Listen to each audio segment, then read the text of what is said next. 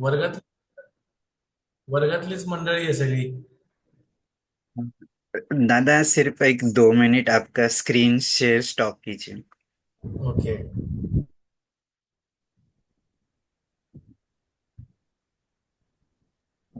नमस्कार, मैं आओ तापी नदी को जाने इस वेबिनार सीरीज में आप सभी का तहे दिल से स्वागत करता हूँ। हमारा वेबिनार सीरीज कैसे शुरू हुआ इसके बारे में एक 2 मिनट में बात रखता हूँ। फिर हम आज के वेबिनार के लिए शुरुआत करते हैं। हमारे महाराष्ट्र जल बिरादरी के विनोद बोधनकर सर और नरेंद्र चुग सर, इन्होंने वेबिनार सीरीज शुरू किया था इन कोरोना फेज 1 आओ नदी को जाने, जिसमें लगभग 44 से भी ज्यादा वेबिनार्स में 100 से भी ज्यादा एक्सपर्ट्स को बुलाया था पूरे भारत से, जो जल जंगल जमीन जानवर इस क्षेत्र में कार्यरत है। और उसके बाद ऐसे तय हुआ कि हम फिजिकल यात्रा निकालते हैं महाराष्ट्र के त्र्यंबकेश्वर से लेके वर्धा तक। लेकिन कोरोना सेकंड वेव के वजह से वो यात्रा हो नहीं पाई। फिर ऑनलाइन डिस्ट्रिक्ट संवाद यात्राएं शुरू हुई और नासिक से ये यात्रा की शुरुआत हुई थी और लगभग 36 जिलों की यात्रा कंप्लीट हुई।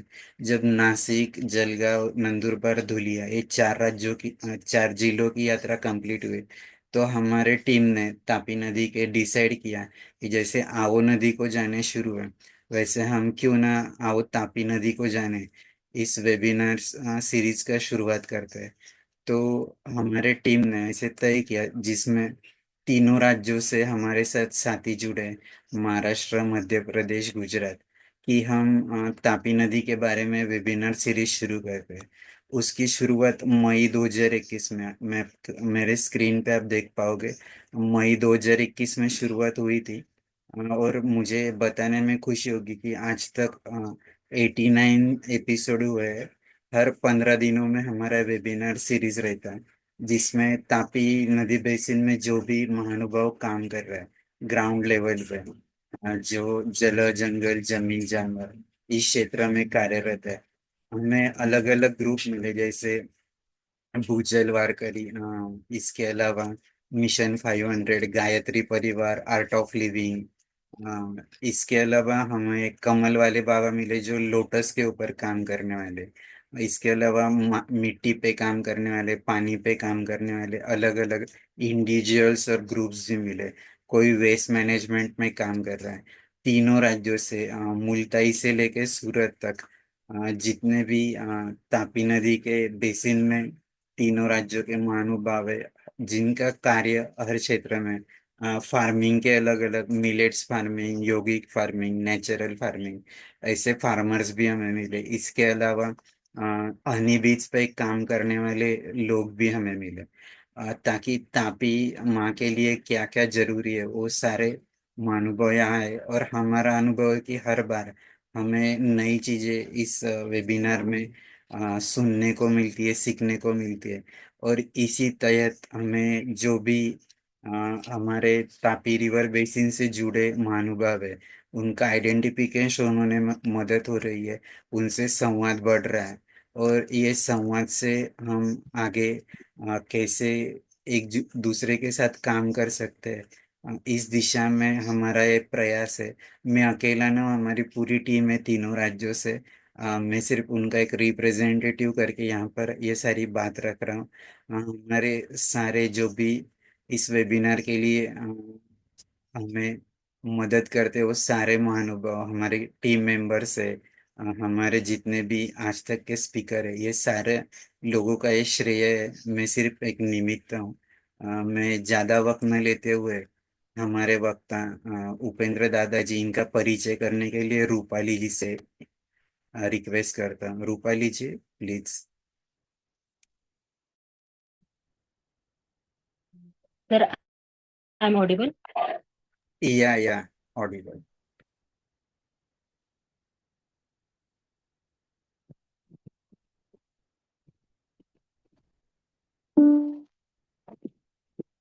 Hello. Yeah you are audible, please speak. Good evening, all of you. A warm welcome to everyone present here today. We are incredibly honored to have with us Sri Upendra Dhonde sir, popularly known as Upendra Dada.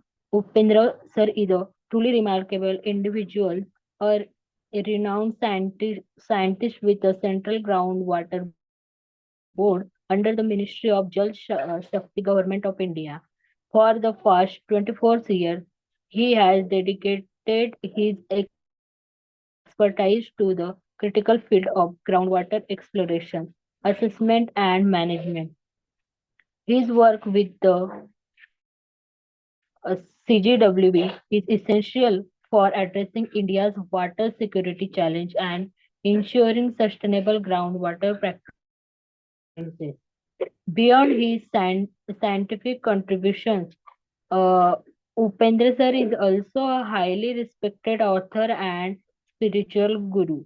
He was wrote he was written 10 books and 51 booklets, including impactful works like uh, Shiv Goraksha Yoga, Sah Sahaj Jalbot Tantra, Jal Arakhada, and Nisarga Bet, which has garnered praise for this insightful and practical approach to water conservation.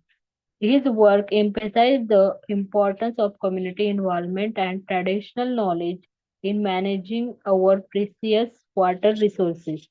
He also led the mission Easy Water Literacy, spreading awareness throughout Maharashtra. Upendra sir unique blends with scientific expertise, literacy contributions, and spiritual guidance of a holistic perspective on the critical issue of water management. He understands the interconnectedness of nature and the importance of living in harmony with it. Today we are privileged to hear from him as share his insights. I would like to request Upendra sir, please share your valuable thought with us.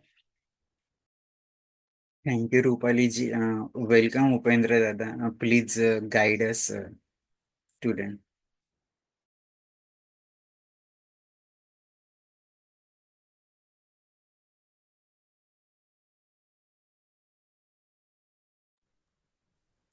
I hope the screen is very much visible to all of you, and Yes, sir. Yes, sir. my voice is also audible.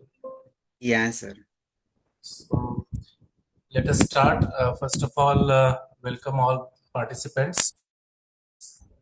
I think जो मुझे बताया गया है उस हिसाब से तीनों राज्य से पार्टिसिपेंट्स इसको सुनते हैं। अभी जो पार्टिसिपेंट्स ज्वाइन हुए हैं उसमें से ऑलमोस्ट 80-90% को तो मैं ऑलरेडी जानता हूँ और होपफुली जैसे आपने कहा है कि ये फेसबुक लाइव भी हो रहा है, यूट्यूब पे भी है, तो शायद हो सकता है कि इसका रिकॉर्डिंग जो है वो भी बाद में आपके जो भी सहकर्मी है उनके पास पहुंचे। तो let us start. As organizers has requested me to have an address regarding this particular topic, water culture in Maharashtra and current water literacy status. Actually, this topic has been chosen by me itself as Vishalji asked me to have this session. And at that time, I had 2-3 things in my mind that what topic should be useful for the audience of all the three states. And because the Vishalji, what I know, it's been associated with the lot many organizations working in the field of water literacy, not only the Biradari, but other than that also in Khandesh. He's been associated with so many organizations, NGOs. Like he mentioned, Mission Fast 500 course and Bhujal Abhiyan, uh, and many more. So, looking into the interest of the organizers, I thought this particular topic will be much suitable. Uh, Here, I am not going to give much technical details, but I am going to address the very purpose of water literacy. What is water literacy and what for it is meant, and in Maharashtra, uh, how we all are expecting water literacy movement to proceed. Maybe it has been started by Jalabiradari or Bhujal Abhiyan, or any other organizations like Green Army or the Paryavaran Gatividhi of RSS. So there are plenty of organizations and individuals who are working for the water awareness. And of course,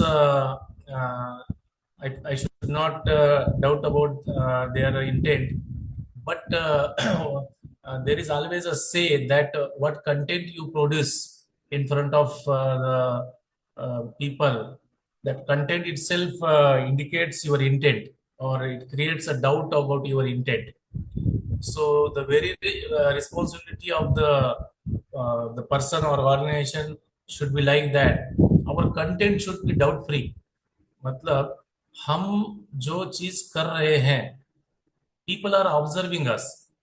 ऐसा नहीं है कि जैसे for example आज मैं lecture दे रहा हूँ, तो ऐसा नहीं है कि लोग सिर्फ ये लेक्चर सुन रहे हैं और पीपीटी देख रहे हैं.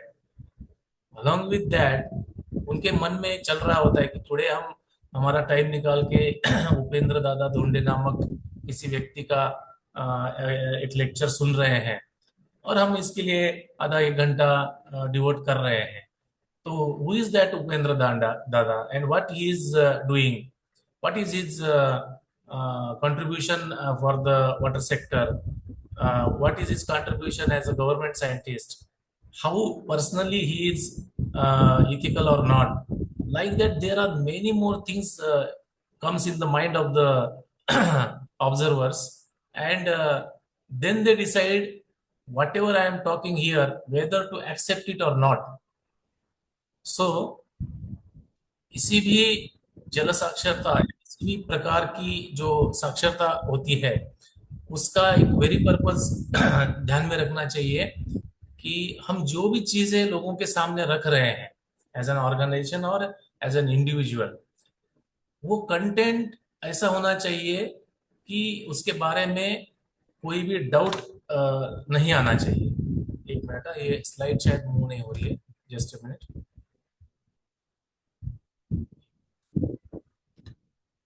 हाँ, हाँ ठीक सर, है. बदल गई So, yes, yes. Huh. So now, first of all, we will see what is literacy. हम लोगों ने जल साक्षरता नाम तो इतना सुना है हम लोगों ने कि now everybody knows what is water literacy. Everybody is saying, each and every organization and individual, they are saying that we are working for the water literacy. Maybe scale is different. Somebody of you may be working at a smaller scale for his village or for his society, and some of us may be working in a larger scale for the state and national affairs also. So the thing is that what is literacy? So here in this slide I mention the another word, that is a wisdom. So the literacy and the wisdom, these are not the synonyms. ये समानार्थी शब्द नहीं है. Literacy का मतलब क्या होता है? What is literacy? Literacy is an ability to read, to write, to speak, and listen. By using all this communication media, trying to convey your message to other, or understand others message by yourself. ये literacy एक माध्यम है, साक्षरता एक माध्यम है जो अनेक संसाधनों के साथ, जैसे कि पढ़ने वाले यानी कि बुक्स है, राइट यानी कि लिखना है, स्पीक यानी कि जैसे आप लेक्चर सुन रहे हैं, लिसन यानी कि आज आप श्रोता की भूमिका में हैं।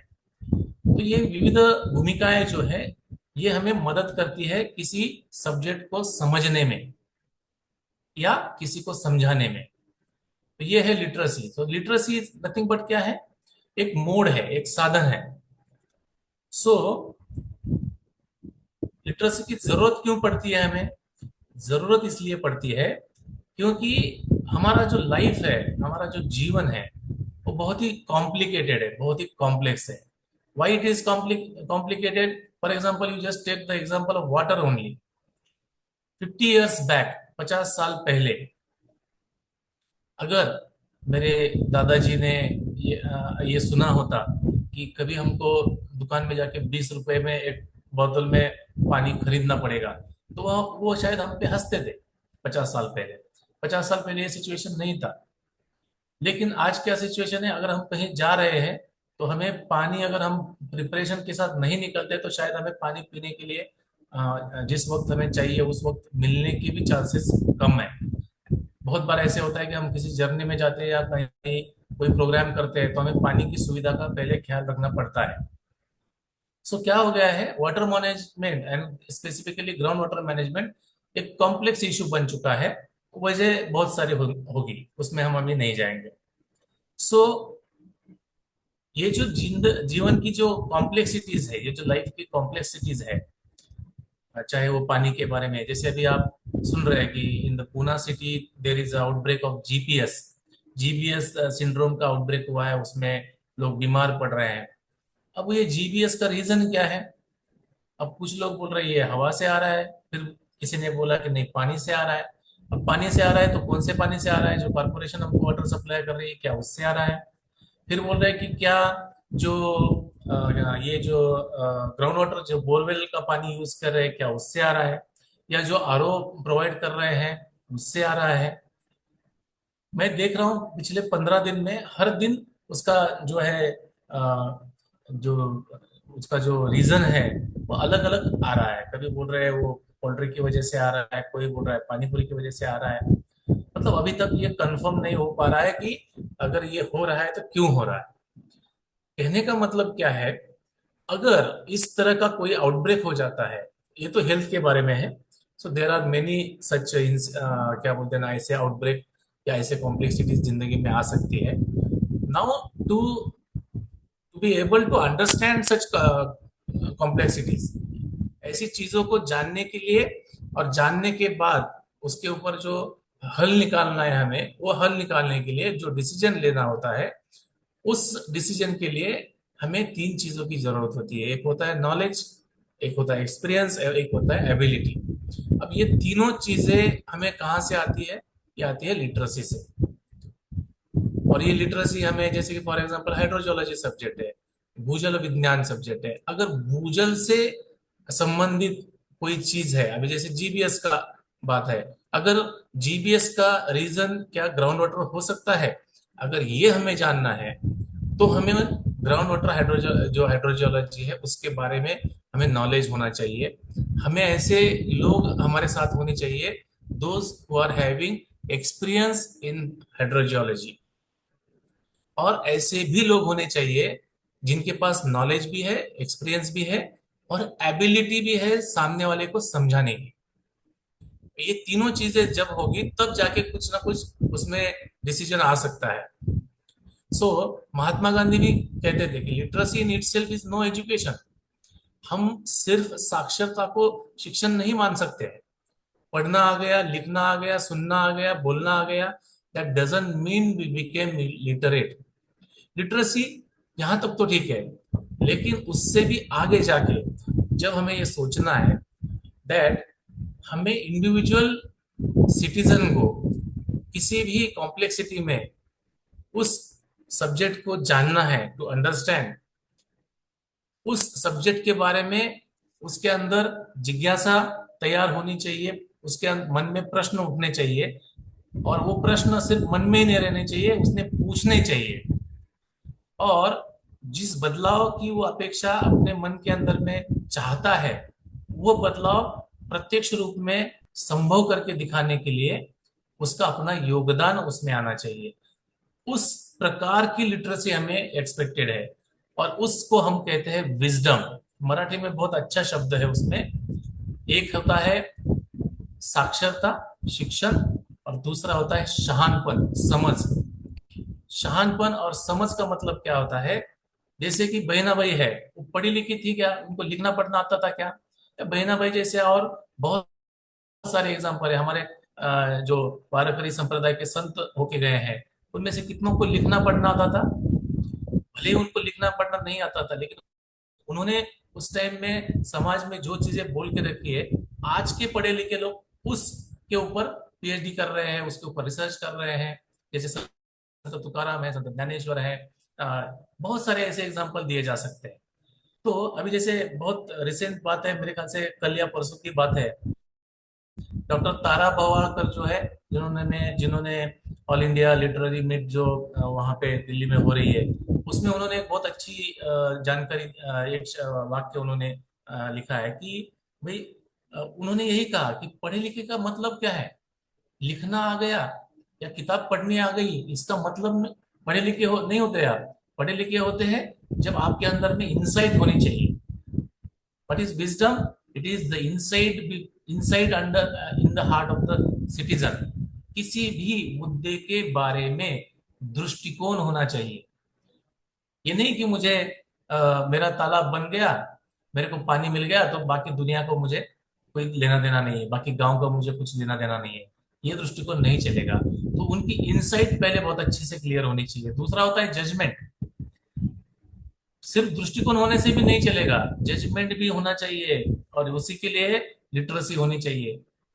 अच्छा, जजमेंट भी है, पता है कि किससे क्या हो सकता है, दिशा हमारी जो जल साक्षरता की है वो कौन सी दिशा में जा रही है, ये भी समझ में आ रहा है। लेकिन हमारे अंदर वो मॉरल इंटीग्रिटी नहीं है उसके ऊपर एक्ट करने की। क्या होती है मॉरल इंटीग्रिटी? एक मॉरल इंटीग्रिटी ये होती है कि मैं किसी नेता से या किसी ब्यूरोक्रेट से बात करके मैं किसी पर्टिकुलर कमेटी पे चला जाऊं, बस मैं वो कमेटी पे जाके बैठूंगा।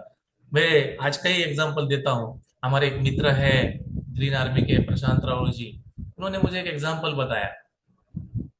उन्होंने जो आरएफडी, जो पूना का जो रिवर फ्रंट डेवलपमेंट का जो बात चल रही है, उसमें एक गवर्नमेंट के कुछ मैंडेटरी रूल्स होते हैं कि जिसमें एनजीओ से चर्चा और विनिमय करना जरूरी होता है।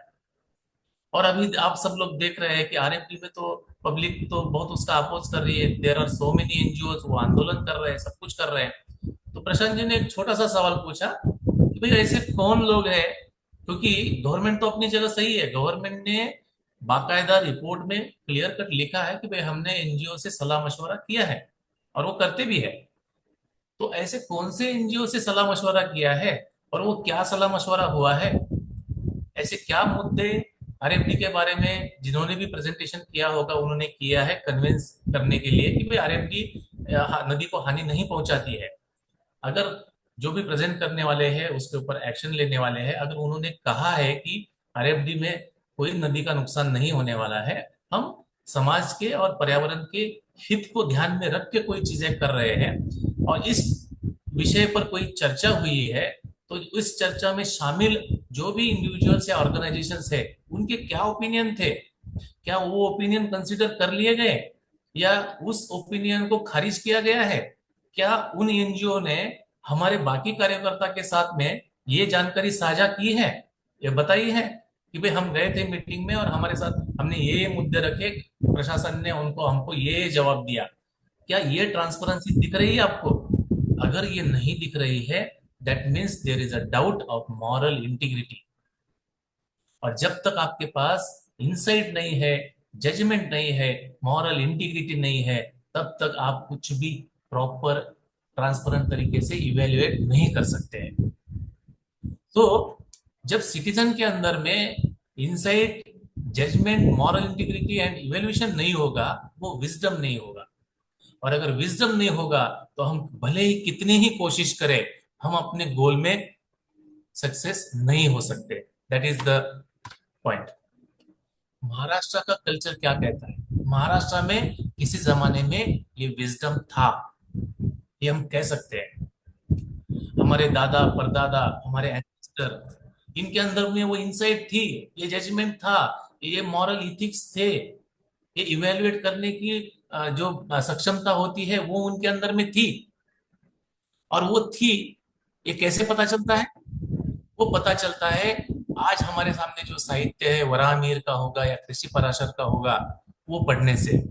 आज हमें हमारे फोर्ट्स के ऊपर जो वाटर मैनेजमेंट सिस्टम दिखती है, उससे हमें ये पता चलता है। आज हमें विदर्भा में हजारों मालगुजारी तालाब तालाब देखने को मिलते हैं, उससे पता चलता है। हमारे यहाँ खानदेश में जो फ्लड सिंचन सिस्टम जो है, वो जो देखने को मिलती है, उससे पता चलता है।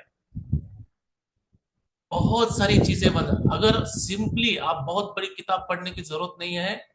अगर आप जिस जिले में रहते हैं, जिस तालुका में रहते हैं, जिस गांव में रहते हैं, उस गांव के बड़े बूढ़ों से भी चर्चा करेंगे, तब भी आपको पता चलेगा कि 50 साल पहले क्या था विजडम हमारा, क्या सोच थी गांव की, पानी के बारे में, नदी के बारे में, पर्यावरण के बारे में। और ये सोच बदली कैसी है, क्यों बदली है? अगर हमें इस तरह से हमारे गांव के बड़े बूढ़ों से भी चर्चा करना आ गया, तब भी हम समझ पाएंगे कि हम कहाँ गलत है। जैसे कि स्लाइड में दिखाया है, फर्स्ट, आपको कर्सर दिख रहा है कि नहीं, देख लीजिए। जो फर्स्ट स्लाइड है जिसमें छत्रपति शिवाजी महाराज का जो रायगढ़ फोर्ट है, वहां पे जो एक तालाब है, उसका ये पिक्चर है, जो कि आज भी इस स्थिति में है। जो सेकंड वाला है, उसमें जो मनसर करके पुणे नासिक रोड पे गांव है, टाउन है, वहां पे एक बारव है, वहां का वो पिक्चर है। थर्ड वाला जो है एक पुष्करनी है। एक हमारे मित्र है रोहन काळे जी, जिन्होंने 2 साल पहले बहुत ही बड़े हंगामे के साथ 12 पुनरुज्जीवन का ऐलान किया था, और बहुत सारे लोग उनसे जुड़ भी रहे थे। और ऐसा माहौल बन गया था कि अब जो है महाराष्ट्र की जल साक्षरता एकदम सही दिशा में जा रही है। और हो सकता है महाराष्ट्र के जितने भी हजारों लाखों स्टेप वेल्स है, वो 100% रिज्यूनेट हो जाएंगे। क्या हुआ? मैंने पर्सनली जब राहुल रोहन से बात की थी, तो मैंने उसको जो भी टेक्निकल एडवाइस उसे चाहिए, उसमें हम उसका साथ देने के लिए तैयार है करके बताया था। लेकिन उसमें हमने एक एक इशारा भी दिया था, उनको आगाह भी किया था। उनको ये बताया था कि अगर वो विजडम नहीं होगा, अगर वो विजडम नहीं होगा, तो आपने इतने अच्छे इंटेंट के साथ जो भी शुरू किया है, शायद आप उस मंजिल पर ना पहुंचे। तो आपको किन चीजों का ख्याल रखना पड़ेगा, इसके बारे में हमने बात की थी। आज का टॉपिक वो नहीं है, लेकिन इसका जिक्र क्यों होना जरूरी है? जैसे 400 साल पहले, 200 साल पहले जो भी हमारे ये स्ट्रक्चर्स है, जो हमारे एंसेस्टर ने बनाए हैं, अगर उस जमाने में इस तरह की प्रगत वाटर मैनेजमेंट सिस्टम हो सकती है, तो आज हम वाटर को मैनेज क्यों नहीं कर सकते? क्या चेंज हुआ है? वो जो चेंज हुआ है, हमें उसके ऊपर कंसंट्रेट करने की जरूरत है। आज हम जस्ट एज अ, क्या बोलते हैं ना, वाटर पर्यटन जिसको हम बोल सकते हैं कि देखने के लिए बहुत सारे लोग स्टेप वेल देखने के लिए जाते हैं, तालाब देखने के लिए जाते हैं, सी फोर्ट में जो पानी का मैनेजमेंट है उसको देखने के लिए जाते हैं, ये सब होते हैं। लेकिन क्या हम उसको रेप्लिकेट कर पाते हैं अपने गांव में?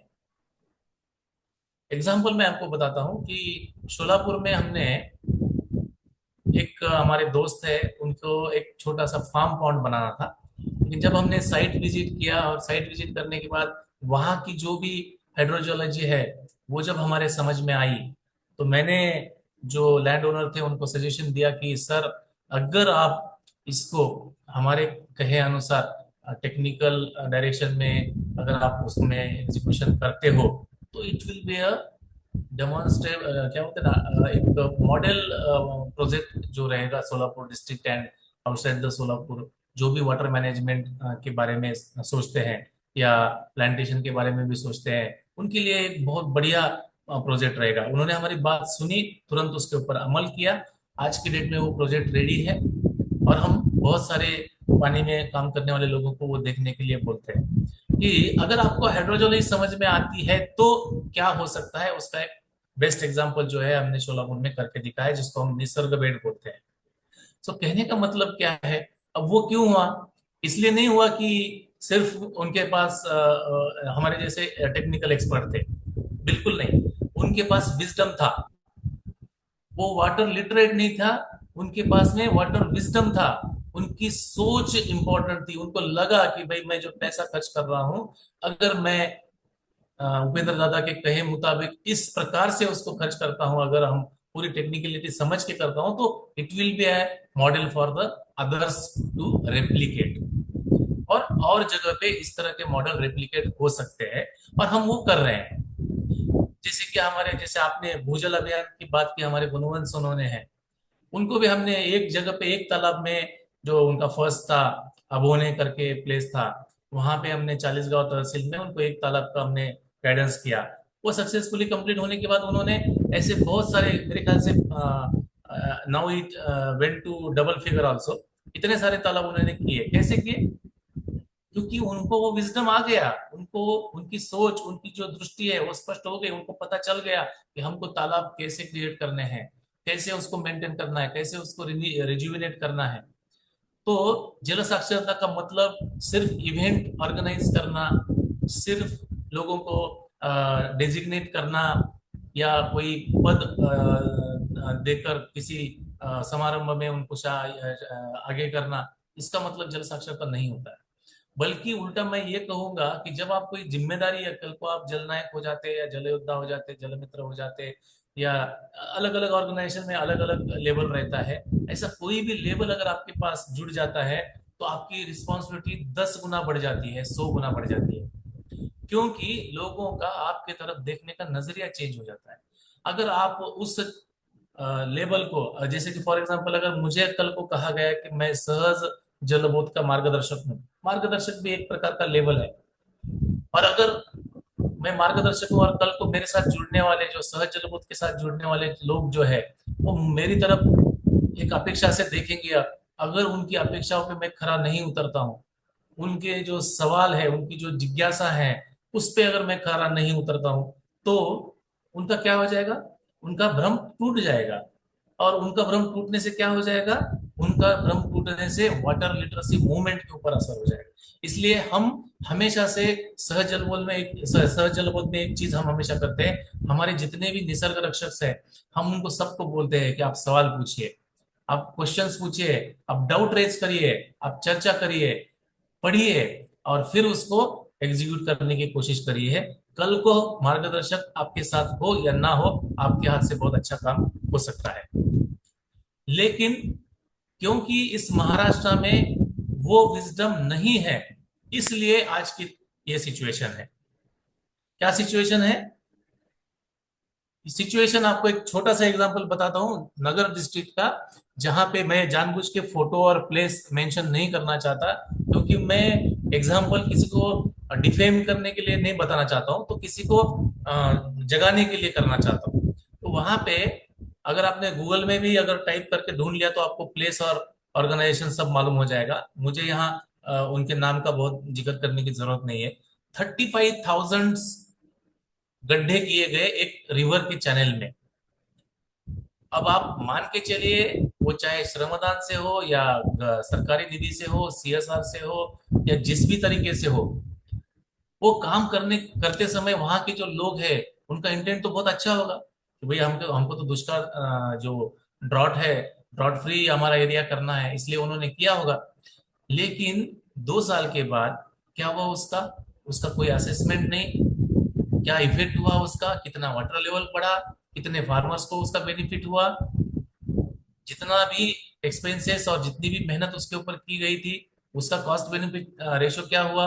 ये कोई भी चीज नहीं हुई। कर दिया, भूल गए, फिर दूसरी जगह काम करने के लिए रेडी। मतलब क्या है? मतलब ये है कि जो विजडम था वो अवेलेबल नहीं है, ओनली लिटरेसी है, और उस लिटरेसी को भी चेक करने के लिए कोई नहीं है। और फिर क्या होता है? ऐसी न्यूज आ जाती है, एक भरी हुई जो क्या बोलता है कुआं है, वो तो कुआं में कहीं भी फोटो, अगर आपने मुझे सहज जलपोत में पूछा कि आपने कितना क्या वाटर कंजर्वेशन किया, तो ऐसे भरे हुए कुएं का मैं बहुत सारे फोटो खींच के ला सकता हूँ। Whether this is a proper parameter of getting assessment of your work, आपका जो काम है उसको असेसमेंट करने का क्या ये पैरामीटर हो सकता है? अभी जैसे सेकंड पिक्चर में आपको दिखाई देगा एक फार्म पांड है, बेचारा जो भी वो फार्मर होगा उसने वो अपनी मजबूरी में किया होगा, और बगल में बोरवेल होगा उसमें से निकाल के पानी डाल रहा होगा वो फार्म पॉन्ड में, या फिर टैंकर से भर रहा होगा, जैसे तैसे अपनी जरूरत के हिसाब से वो कर रहा होगा। आपको दिख रहा है कि भाई वो कुछ उस पानी के बेसिस पे कुछ अपना फार्मिंग कर भी रहा है, तो उसमें उसको कुछ इनकम मिल भी रहा है। लेकिन आप एंटायर एरिया अगर सराउंडिंग का देखेंगे तो आपको फर्क पता चल जाएगा। तो ठीक है, इसमें क्या है कि ये जो फार्मर है इसकी बेचारे की नीड है, उस नीड के लिए उसने किया।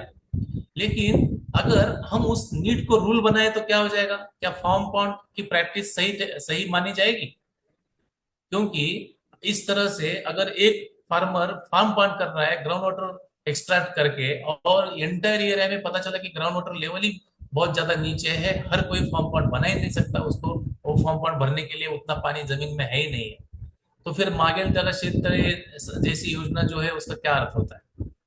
तो कहने का मतलब यह है कि हमारा जो नॉलेज है, हमारी जो एबिलिटी है किसी भी विषय को समझने की, उसमें क्या इजाफा हुआ है, ये सोचना बहुत बढ़िया। और जब ये सोचा नहीं जाता है तो ऐसा पिक्चर हमारे सामने होता है। ये एक सिटी का पिक्चर है, एक सिटी का पिक्चर है जहाँ पे हमारे सीजीडब्ल्यूबी के ऑफिसर ने अ, अपने क्या बोलते हैं ना, सेल्फ इंटरेस्ट में एक पर्टिकुलर एरिया में कितने बोरवेल है उसकी इन्वेंट्री की। इन्वेंट्री का मतलब होता है कि मॉनिटरिंग किया। सो ये मॉनिटरिंग करने के बाद उसने उसको एक मैप के ऊपर प्लॉट किया है और उसको नंबर दिए हैं, आप देख सकते हैं कि ये क्या नंबर है।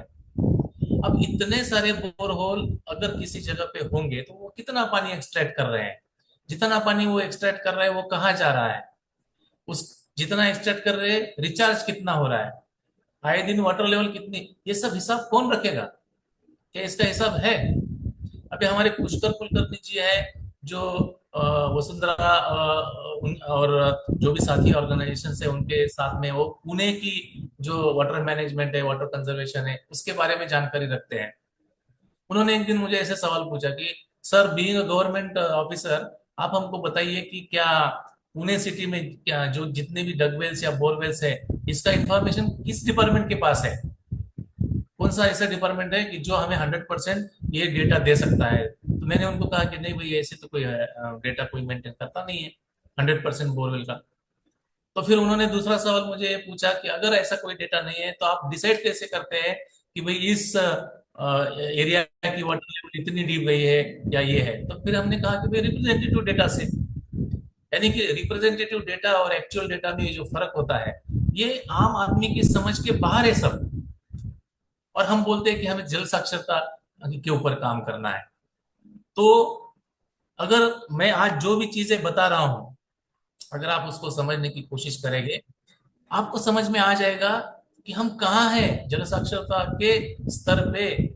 अगर हम 1 2 3 4 अगर हम स्टेप्स को नाम दे, अगर 10 स्टेप है जल साक्षरता की, तो हम किस स्टेप में है? क्या पहली स्टेप में है या दूसरी है, तीसरी है? मैं किसी के ऊपर ब्लेम नहीं करूंगा, लेकिन मैं ये पूछना चाहूंगा, हर एक को इंट्रोस्पेक्ट करना चाहिए। जैसे कि मैंने ग्रीन आर्मी का एग्जांपल दिया या आरएफडी का एग्जांपल दिया, कि जो एनजीओ पब्लिक रिप्रेजेंटेटिव, एनजीओ क्या होता है? जब एनजीओ कोई मीटिंग गवर्नमेंट के साथ में अटेंड करती है तो एनजीओ क्या होती है? They are the voice of the people. क्योंकि पूरे की पूरी जनता तो जाके पालिका में जाके बैठ नहीं सकती ना, तो उनके कोई रिप्रेजेंटेटिव जाएंगे। तो आप जिनके रिप्रेजेंटेटिव हो, क्या उनका वॉइस वहां तक पहुंचा रहे हो, नहीं पहुंचा रहे हो? या अपना ही वॉइस लेके जा रहे हो और अपना वॉइस वहीं के वहीं छोड़ के आ रहे हो? क्या कर रहे हो आप? ये विजडम जब तक आपके अंदर में नहीं है, जल साक्षरता आगे नहीं बढ़ेगी। और ये नहीं बढ़ रही, इसका बेस्ट एग्जांपल है खानदेश में जो फ्लड सिंचन सिस्टम है। आपको एक एग्जांपल बताता हूँ। जो वर्ल्ड वर्ल्ड हेरिटेज रहता है ना, आर्कियोलॉजी जिनको मालूम है उनको पता होगा, वर्ल्ड हेरिटेज साइट्स रहती है ऑल ओवर इन वर्ल्ड में। जितने भी कंट्रीज है वो अपने कंट्री की क्या स्पेशलिटी है, जैसे हमारा ताजमहल है या हमारा वेस्टर्न घाट है, तो ऐसी कोई चीज है कि जो बाकी वर्ल्ड के लिए एग्जाम्पल हो सकता है, ऐसी चीजों को जतन करना चाहती है, उसको हेरिटेज साइट बोलते हैं। तो उसमें क्या होता है ना कि वर्ल्ड में कुछ पॉपुलर चीजें उनको वर्ल्ड हेरिटेज बोलते हैं। तो मैंने कुछ चाइना और कोई और कंट्रीज की कुछ हेरिटेज साइट्स के बारे में पढ़ा। अब वो पढ़ने के बाद मुझे समझ में आ गया कि उन साइट्स की जो भी खासियत है उससे कई गुना खासियत जो है हमारे फर्स्ट सिंचन सिस्टम की है। मतलब फर्स्ट सिंचन system of Khandesh is very much deserving to be a world heritage site. लेकिन हमें पता है अभी हमारे खानदेश में जो लोग हैं, जो खानदेश में सो कॉल्ड पढ़े लिखे लोग हैं, जल साक्षर लोग हैं, वो इस फर्स्ट सिंचन के बारे में कितना जानते हैं। और इसके बारे में अगर इसको रिप्लिकेट करना चाहते हैं, जैसे कि गवर्नमेंट बहुत प्रयास कर रही है लेकिन वो हर प्रयास जो है अनसक्सेसफुल हो रहा है। गवर्नमेंट चाहती है कि गांव गांव वाटर यूजर ऑर्गेनाइजेशंस बने, जैसे कि नासिक में एक दो जगह पे थोड़ा बहुत सक्सेस उसको मिला भी है। लेकिन अगर ऑल ओवर महाराष्ट्र का पिक्चर देखेंगे तो वाटर यूजर ऑर्गेनाइजेशन तैयार करने में और उसको सक्सेसफुली रन करने में अभी भी हम फेल हैं। क्यों फेल है? तो हम कैसे कह सकते हैं कि अगर हम किसी गांव में एक वाटर यूजर ऑर्गेनाइजेशन बना के चला नहीं सकते हैं तो हम जल साक्षर कैसे हैं? तो फर्स्ट सिंचन के बारे में एक बहुत बढ़िया किताब लिखने वाले एक लेखक है खानदेश के। मैं जानबूझ के नाम नहीं बता रहा हूँ क्योंकि आप आपके अंदर में वो प्रेरणा होनी चाहिए कि भाई अगर मैं जलगांव से हूं तो मुझे पता होना चाहिए कि ये किताब किन्होंने लिखी है, और मैं उसको ढूंढूंगा, मैं उसको पढ़ूंगा। ठीक है? अगर आपको नहीं ढूंढ पाए तो आप मुझे बाद में मेरे मोबाइल पे कांटेक्ट कर दीजिए, मैं उस किताब को की पीडीएफ जो है मैं आपको पढ़ने के लिए दूंगा। मैं उस लेखक से जब बात किया तो उन्होंने कहा कि सर इतनी बड़ी धरोहर है हमारी, इतना बड़ा कल्चर है हमारा, लेकिन हमारे ही लोगों को पता नहीं है। जो जल साक्षरता में जो हम लोग काम कर रहे हैं तो वो कौन सा काम कर रहे हैं फिर, ये समझ में आना चाहिए। क्या हम फर्स्ट सिंचन को कभी रिवाइव कर पाएंगे? या अगर रिवाइव नहीं भी कर पाए तो फर्स्ट सिंचन जैसा कोई मॉडल जो है हम डेवलप कर पाएंगे? अभी तक आप सोच रहे होंगे कि भैया उपेंद्र दादा ने तो बहुत ज्यादा क्या बोलते हैं ना तरकश कसे लोगों के ऊपर कि भाई हमारी जो वाटर लिटरेसी है जो बहुत ही प्रिलिमिनरी स्टेज में है, ये है वो है, लेकिन करना क्या चाहिए और कैसे करना चाहिए, तो हम थोड़ा बहुत वो भी तो हमको देखना है। तो वाटर लिटरेसी क्यों क्यों समझनी चाहिए? तो फर्स्ट ऑफ ऑल, एक तो हम सब जगह पे सुनते हैं कि वाटर स्कैरसिटी है। जैसे ही बरसात खत्म हो जाती है, दिसंबर आ जाता है, वाटर स्कैरसिटी शुरू हो जाती है, टैंकर शुरू हो जाते हैं, जार इंडस्ट्रीज काम करना शुरू हो जाती है, पानी की खपत जो है वो शुरू हो जाती है, और जो अगले 4-6 महीने हैं उनको परेशानी भुगतनी पड़ती है। एक रिकॉर्ड ऐसे कहता है कि सिंस लास्ट 10 ईयर्स, 2014 से लेकर 2024 तक महाराष्ट्र का 40% ऐसा एरिया है जो हर साल, भले ही बारिश ज्यादा हो कम हो, हर साल मार्च अप्रैल मई जून में वाटर स्कैरसिटी झेलता है। अगर 10 साल से ये कंडीशन है, हम क्यों उसका इलाज नहीं ढूंढ पा रहे, क्यों उसका रीजन नहीं ढूंढ पा रहे? सो हमें ये वाटर स्कैरसिटी जो है वो समझनी पड़ेगी। So what are the challenges and what should be the responsible actions, उसके ऊपर काम करना है।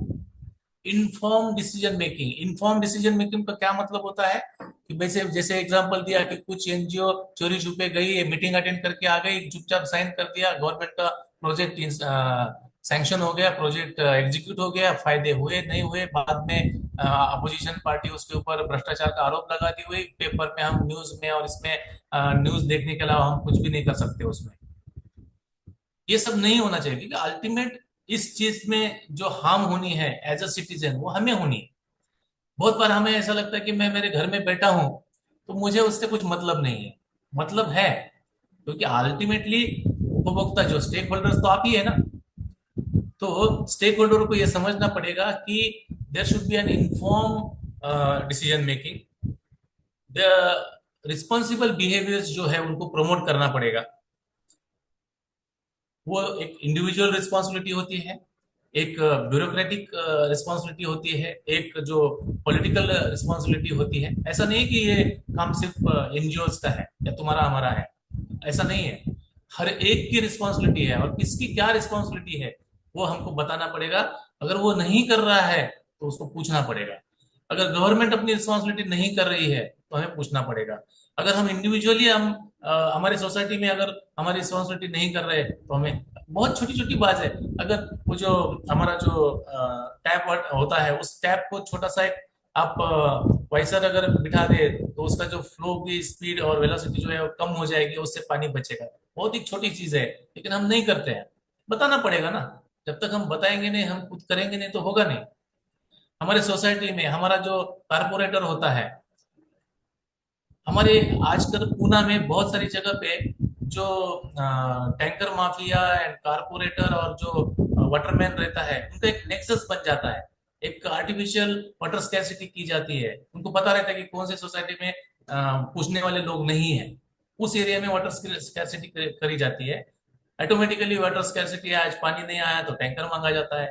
कोई ये नहीं पूछेगा कि सच में वाटर स्कैर्सिटी है क्या, क्यों नहीं पानी आया, किस में प्रॉब्लम है, कहाँ पे प्रॉब्लम है, हमारे एरिया में प्रॉब्लम है या बाकी एरिया में प्रॉब्लम है, कितना वाटर सप्लाई डैम से हो रहा है, कहाँ जा रहा है, ये सब।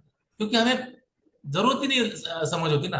तो ये जो रिस्पॉन्सिबल बिहेवियर है वो जानना पड़ेगा। बहुत बार मैंने सहज जलबोध में हमने ऐसे प्रोग्राम किए हैं। हमने खास प्रेस रिपोर्टर्स के लिए अलग से अवेयरनेस प्रोग्राम किए कि भाई प्रेस रिपोर्टर्स को उनकी जिम्मेदारी समझनी चाहिए कि भाई एज अ प्रेस रिपोर्टर क्या क्वेश्चन तुमको पूछने चाहिए, कौन सा स्टडी तुमको। आजकल प्रेस रिपोर्टर मैं देख रहा हूँ, सिंपली हमारे जो साइंटिस्ट जो रिपोर्ट लिखते हैं या जो भी प्रेजेंटेशंस करते हैं उसको कॉपी पेस्ट करके, उसको आर्टिफिशियल इंटेलिजेंस में आजकल बहुत सारे सॉफ्टवेयर्स आ रहे हैं, उसको ट्रांसलेट करके मराठी में और अपनी पहचान का इस्तेमाल करके बड़े बड़े आर्टिकल लिख रहे हैं। लेकिन उसका रिजल्ट क्या आ रहा है? अगर उस लेखक को, अगर कोई आपके जैसा जिज्ञासु आदमी जाके सवाल पूछता है कि भाई इसके बारे में हमको थोड़ा जानकारी दीजिए, वो नहीं दे पाता है। वो बोलता है आप जस्ट पढ़ो, हमने लिखा है, आपको पढ़ना है।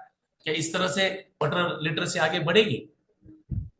बाकी जो है पॉलिसी चेंज के बारे में, जैसे मैंने ब्यूरोक्रेट और पॉलिटिशियंस की बात की, तो इनके साथ भी हमको बैठना पड़ेगा, रिस्पॉन्सिबली बैठना पड़ेगा। ऐसा नहीं है कि बस एक समूह का हिस्सा बन गए और आ गए, ऐसा नहीं है। तो सहज जलबोध अभियान में हम ये सब चीजें कर रहे हैं। एक मैं बहुत ही इंपॉर्टेंट सेंटेंस आपके सामने रखना चाहूंगा। वो ये है कि कोई भी एनजीओ और कोई भी इंडिविजुअल ये कभी ना समझे कि वी आर द और I am the replacement of system. जो गवर्नमेंट सिस्टम है या जो पीपल सिस्टम है, उस सिस्टम को as an individual, as an NGO replace करने की अगर आपने कोशिश की तो फॉर टाइम बीइंग आपको उसके फायदे दिखाई देंगे, लेकिन लॉन्ग टर्म में उसका आपको नुकसान ही नुकसान आपको दिखाई देगा। सो इसलिए सहज जलबोध अभियान में भी हम लोग हमेशा बोलते हैं कि हम गवर्नमेंट नहीं कर सकती और हमने करके दिखाया, इस टाइप का सेंटेंस हम कभी यूज नहीं करते। या गवर्नमेंट के साइंटिस्ट बेकार है और हमारे जो निसर्ग रक्षक है वो बहुत ही क्या बोलते हैं जानकार है, ऐसा भी हम नहीं कहते। हम क्या कहते हैं, हमारा जो मिशन इजी वाटर लिटरेसी का स्टेटमेंट है वो ये है कि we want to become a bridge between the stakeholders and government. We want to become a bridge between the NGOs. कौन से NGOs? Those NGOs who wants to know about the real water wisdom. जैसे हमें विशाल सोमको जी ने जब हमको invitation दिया, अब विशाल सोमको जी के साथ में as a mentor, as a advisory, as a colleague, ऐसे बहुत सारे लोग हैं जिनके बारे में हमारे कुछ अच्छे ओपिनियन नहीं है। लेकिन फिर भी हमने आपका इनविटेशन स्वीकार करके ये बात रखी। क्यों रखी? Because we want to become a bridge, we want to put our statement, जो कि विशाल जी के माध्यम से कई लोगों तक पहुंचेगा। और अगर उनमें से किसी में अगर इंट्रोस्पेक्ट करने की तैयारी है तो वो इंट्रोस्पेक्ट करे और उसके ऊपर अमल करे। जैसे कि एक बेस्ट एग्जांपल तो जलगांव में ही है, 40 गांव में है। जैसे कि गुणवंत सोनोनी जी है, कभी किसी जमाने में गुणवंत सोनम जी और उनके जो भी बाकी वॉलंटियर्स थे, उनके काम के ऊपर हमने टीका की थी। हमने वो टीका करने के, लेकिन उनके अंदर में इंट्रोस्पेक्ट करने की भावना थी। वो हमारे पास आके हमसे बैठे, बात किए कि भाई हमारी कहाँ गलती हुई बताइए। फिर उस गलती को सुधारा, और सुधारने के बाद उन्होंने काम खड़ा किया। तो ये भावना जिनके अंदर में है, चाहे उनके वो उपेंद्र साथ दादा के साथ में हो या किसी और के साथ में, अगर आपके अंदर में ये विजडम है तो डेफिनेटली आप जल साक्षरता के लिए बहुत कुछ कर सकते हैं। हम हमारा एक छोटा सा स्मॉल शेयर जो है महाराष्ट्र के लिए अपनी कैपेसिटी के हिसाब से मिशन इजी वाटर लिटरेसी के माध्यम से कर रहे हैं। जैसे कि हम किताबें लिख रहे हैं, लोगों के पढ़ने के लिए मटेरियल अवेलेबल कर रहे हैं। हम जितना हो सके उतना फील्ड प्रोग्राम्स अरेंज कर रहे हैं कि जो चीजें किताबों में पढ़ के समझ में ना आए वो फील्ड में समझ में आ जाए। तो इस तरह से, और वहां हम ये नहीं देखते कि ये कौन से पॉलिटिकल पार्टी का है, कौन सी एनजीओ का है, कौन सी जात का है, कौन से धर्म का है, हम पूछते भी नहीं है। हम तो जिसने जिसने चाहा कि हमें वाटर लिटरेसी में काम करना है, हमें हाइड्रोलॉजी सब्जेक्ट समझना है, हम we are welcome for all. इस टाइप से हमारा अभियान जो है काम कर रहा है। अभियान में हम कुछ बेसिक चीजें सिखाते हैं, बहुत ही बेसिक चीजें, नॉट अ रॉकेट साइंस। क्या सिखाते हैं कि जैसे कोई आप जैसा कोई आप में से कोई वाटर कंजर्वेशन में काम करना चाहता है, उसके हम एक थंब रूल बताते हैं। देखो भाई, महाराष्ट्र में बेसाल्ट मिलता है, और बेसाल्ट का जो लेयरिंग सिस्टम है, अगर आपने कहीं किसी पहाड़ के साइड में अगर हाईवे से जा रहे हो तो वहां पे अगर आपने देखा होगा, या सिटी में कोई बेसमेंट का काम चल रहा है अगर वहां पे देखा हो, कहीं पे भी इस तरह का आउटक्रॉप अगर आपको देखने को मिला है, तो आपको पता चलेगा कि बेसाल्ट की लेयर्स कैसे होती है। कि एक वेदर्ड जोन होता है, उसके नीचे जो जिसको हम मांजरा बोलते हैं, अमिगडाला बेसाल्ट रहता है या वेसिकुलर बेसाल्ट रहता है। उसके नीचे एक हार्ड फॉर्मेशन रहता है जिसमें कोई होल्स नहीं होते, कोई सेकेंडरी मिनरल्स नहीं होते, कुछ नहीं होते। और उसके नीचे क्या होता है, रेड गोल होता है, लाल कलर की एक छोटी सी थिन लाइन होती है। कभी वो आधा मीटर की होती है, कभी 1 मीटर की होती है, कभी एक 1 फीट की भी हो सकती है, कभी वो 2 भी जाती है। और फिर उस उस सीक्वेंस से हमें पता चल जाता है, जब हम बोरिंग करते हैं तो बोरिंग में भी हमको इसी सीक्वेंस से कटिंग्स आती है, तो पता चलता है कि कितने लेयर्स जमीन के अंदर में है, उसमें कितना फ्रैक्चर्स एग्जिस्ट करता है, कितना जॉइंट्स एग्जिस्ट करता है। उससे हमें पता चलता है कि अगर हम किसी भी वाटरशेड में अगर कोई भी रिचार्ज स्कीम करना चाहते हैं, तो किसी भी पॉइंट पे एक एक ही टाइप की कोई भी स्ट्रक्चर सक्सेसफुल नहीं हो सकता। जैसे मैंने इसमें एक एग्जांपल दिया है कि सीसीटी जो है अगर आप करते हैं, तो उसका इन्फ्लुएंस कहाँ तक होता है। अगर सीसीटी किए तो वो वाटर रिचार्ज होके कहाँ तक जा सकता है, कितना एक्यूपर तक वो रिचार्ज कर सकता है। अगर आपने डगवेल रिचार्ज कर दिया, रिचार्ज शाफ्ट किया, या तालाब में पानी इकट्ठा करके रिचार्ज करने का कोशिश किया, अगर ऐसे डिफरेंट डिफरेंट स्ट्रक्चर्स अगर आपने किए, तो कितना फीट डीप वो रिचार्ज हो सकता है। उसका हमने एक छोटा सा एक मॉडल इसमें बनाया है। तो ये समझने के लिए आसान है कि हर जगह पे हर सिस्टम, अभी आजकल जालना में जालना बुल्ढाना उस एरिया में जलतारा नामक एक कंसेप्ट है, उसका बहुत हम सुनने को मिल रहा है। उसके पहले वाटर कप जब आया तो सीसीटी का बहुत कुछ सुनने को मिल रहा था। उसके पहले जो हमारे खानापुरकर सर है, शिरपुर पैटर्न जिसके बारे में आप सुनते होंगे, ऐसे बहुत सारे इनोवेटिव आइडियाज लेके लोग आते हैं, काम करते हैं। लेकिन as a water literate person, अगर हमको इसको रेप्लिकेट करना है तो उसका साइंटिफिक प्रिंसिपल समझना पड़ेगा, हाउ इट वर्क्स वो समझना पड़ेगा, वो एग्जीक्यूट एज अ मॉडल अगर आप कहीं करते हैं तो उसका असेसमेंट सिस्टम क्या है वो समझना पड़ेगा।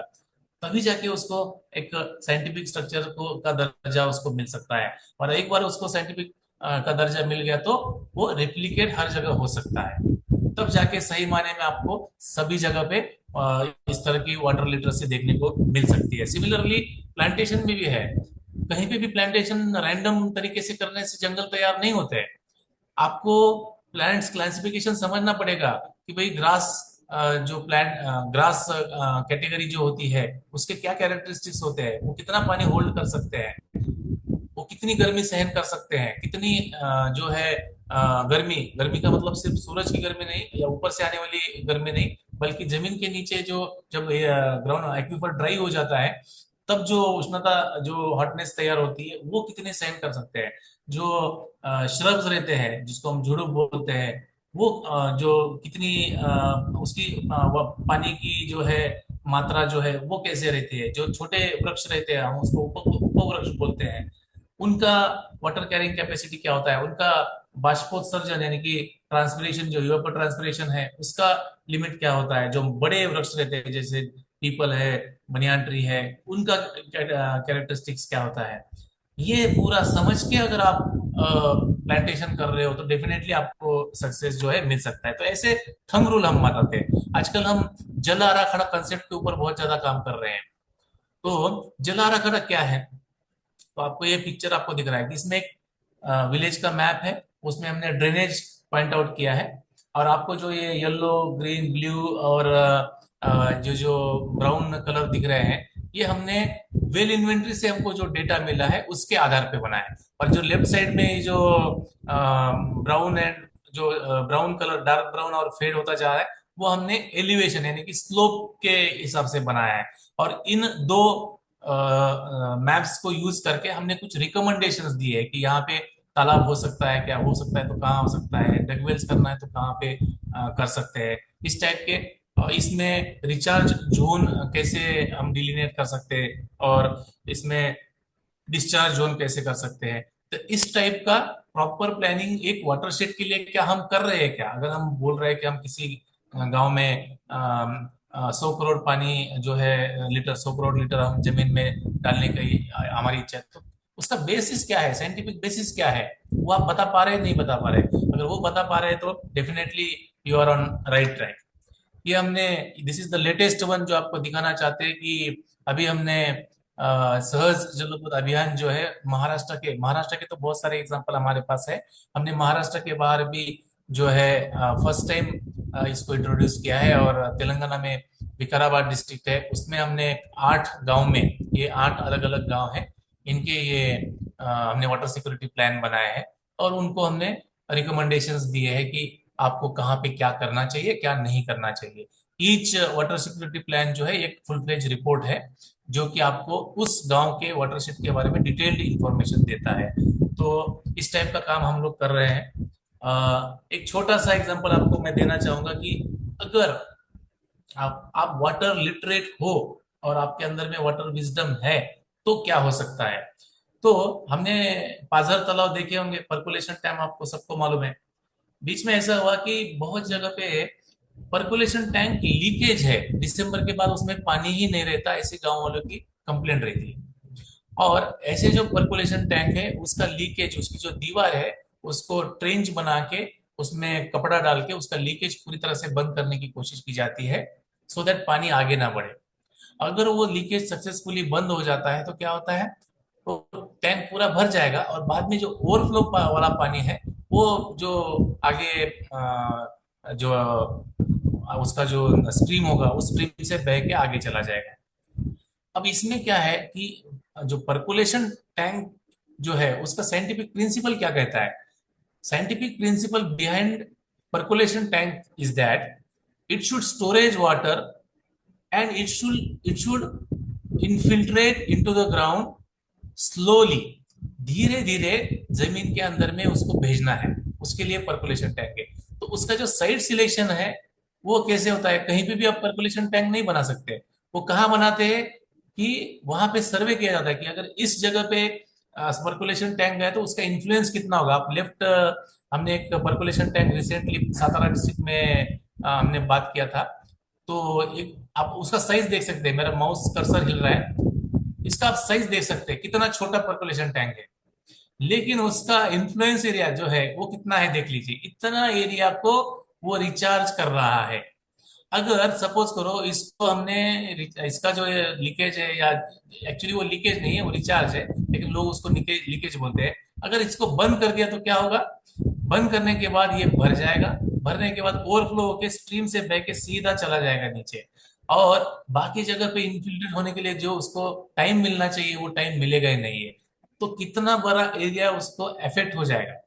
और राइट साइड में पूना डिस्ट्रिक्ट में खेड़ शिवापुर नगर के पास में एक टैंक है। ये टैंक हर साल 3-4 बार भरता है और खाली हो जाता है। दिसंबर में उसमें एक बूंद नहीं रहती है। लेकिन आप उसके नीचे अगर देखते हो तो आप पूरा आपको हरा भरा दिखेगा। और ये समर सीजन की पिक्चर है।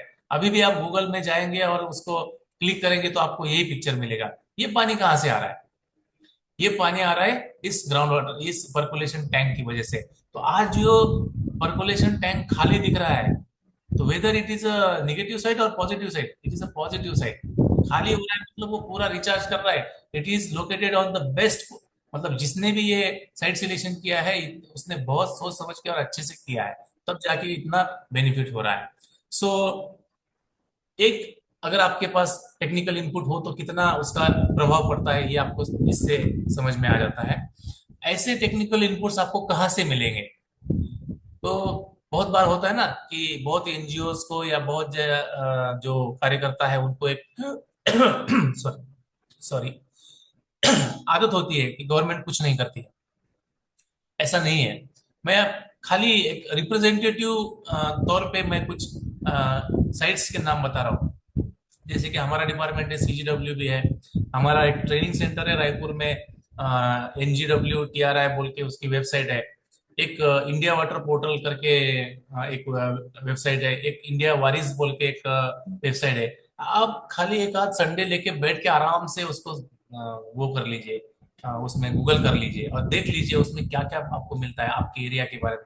जैसे ये आओ तापी को जाने, ये जो उपक्रम है, क्या आपको इनमें से किसी वेबसाइट पे जाके आपने तापी के रिपोर्ट्स देखे हैं?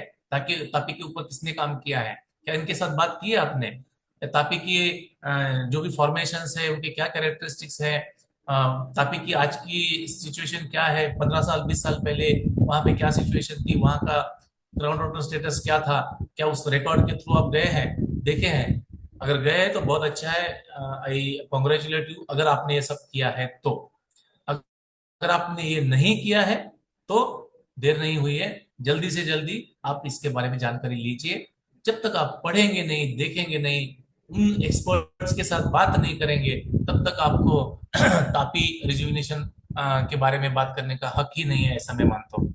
अगर आपको तापी के बारे में सच में कुछ काम करना है तो ये सब चीजों के थ्रू आपको गवर्नमेंट के साथ, जीएसडीए जैसा डिपार्टमेंट है, सीजीडब्ल्यू जैसा डिपार्टमेंट है, और भी जो एसोसिएटेड लैंड डिपार्टमेंट्स है जो पानी के ऊपर काम करते हैं, उसमें जो एक्सपर्ट्स बैठे हैं उनके साथ बोलना, बात करना पड़ेगा। बहुत बार ऐसा होता है कि बहुत सारा समय एलिगेशंस में निकल जाता है कि भाई गवर्नमेंट सपोर्ट नहीं करता, गवर्नमेंट साइंटिस्ट भी सपोर्ट नहीं करते, वगैरह वगैरह। लेकिन ये तो क्या है ना, दिस इज अनअवॉइडेबल थिंग।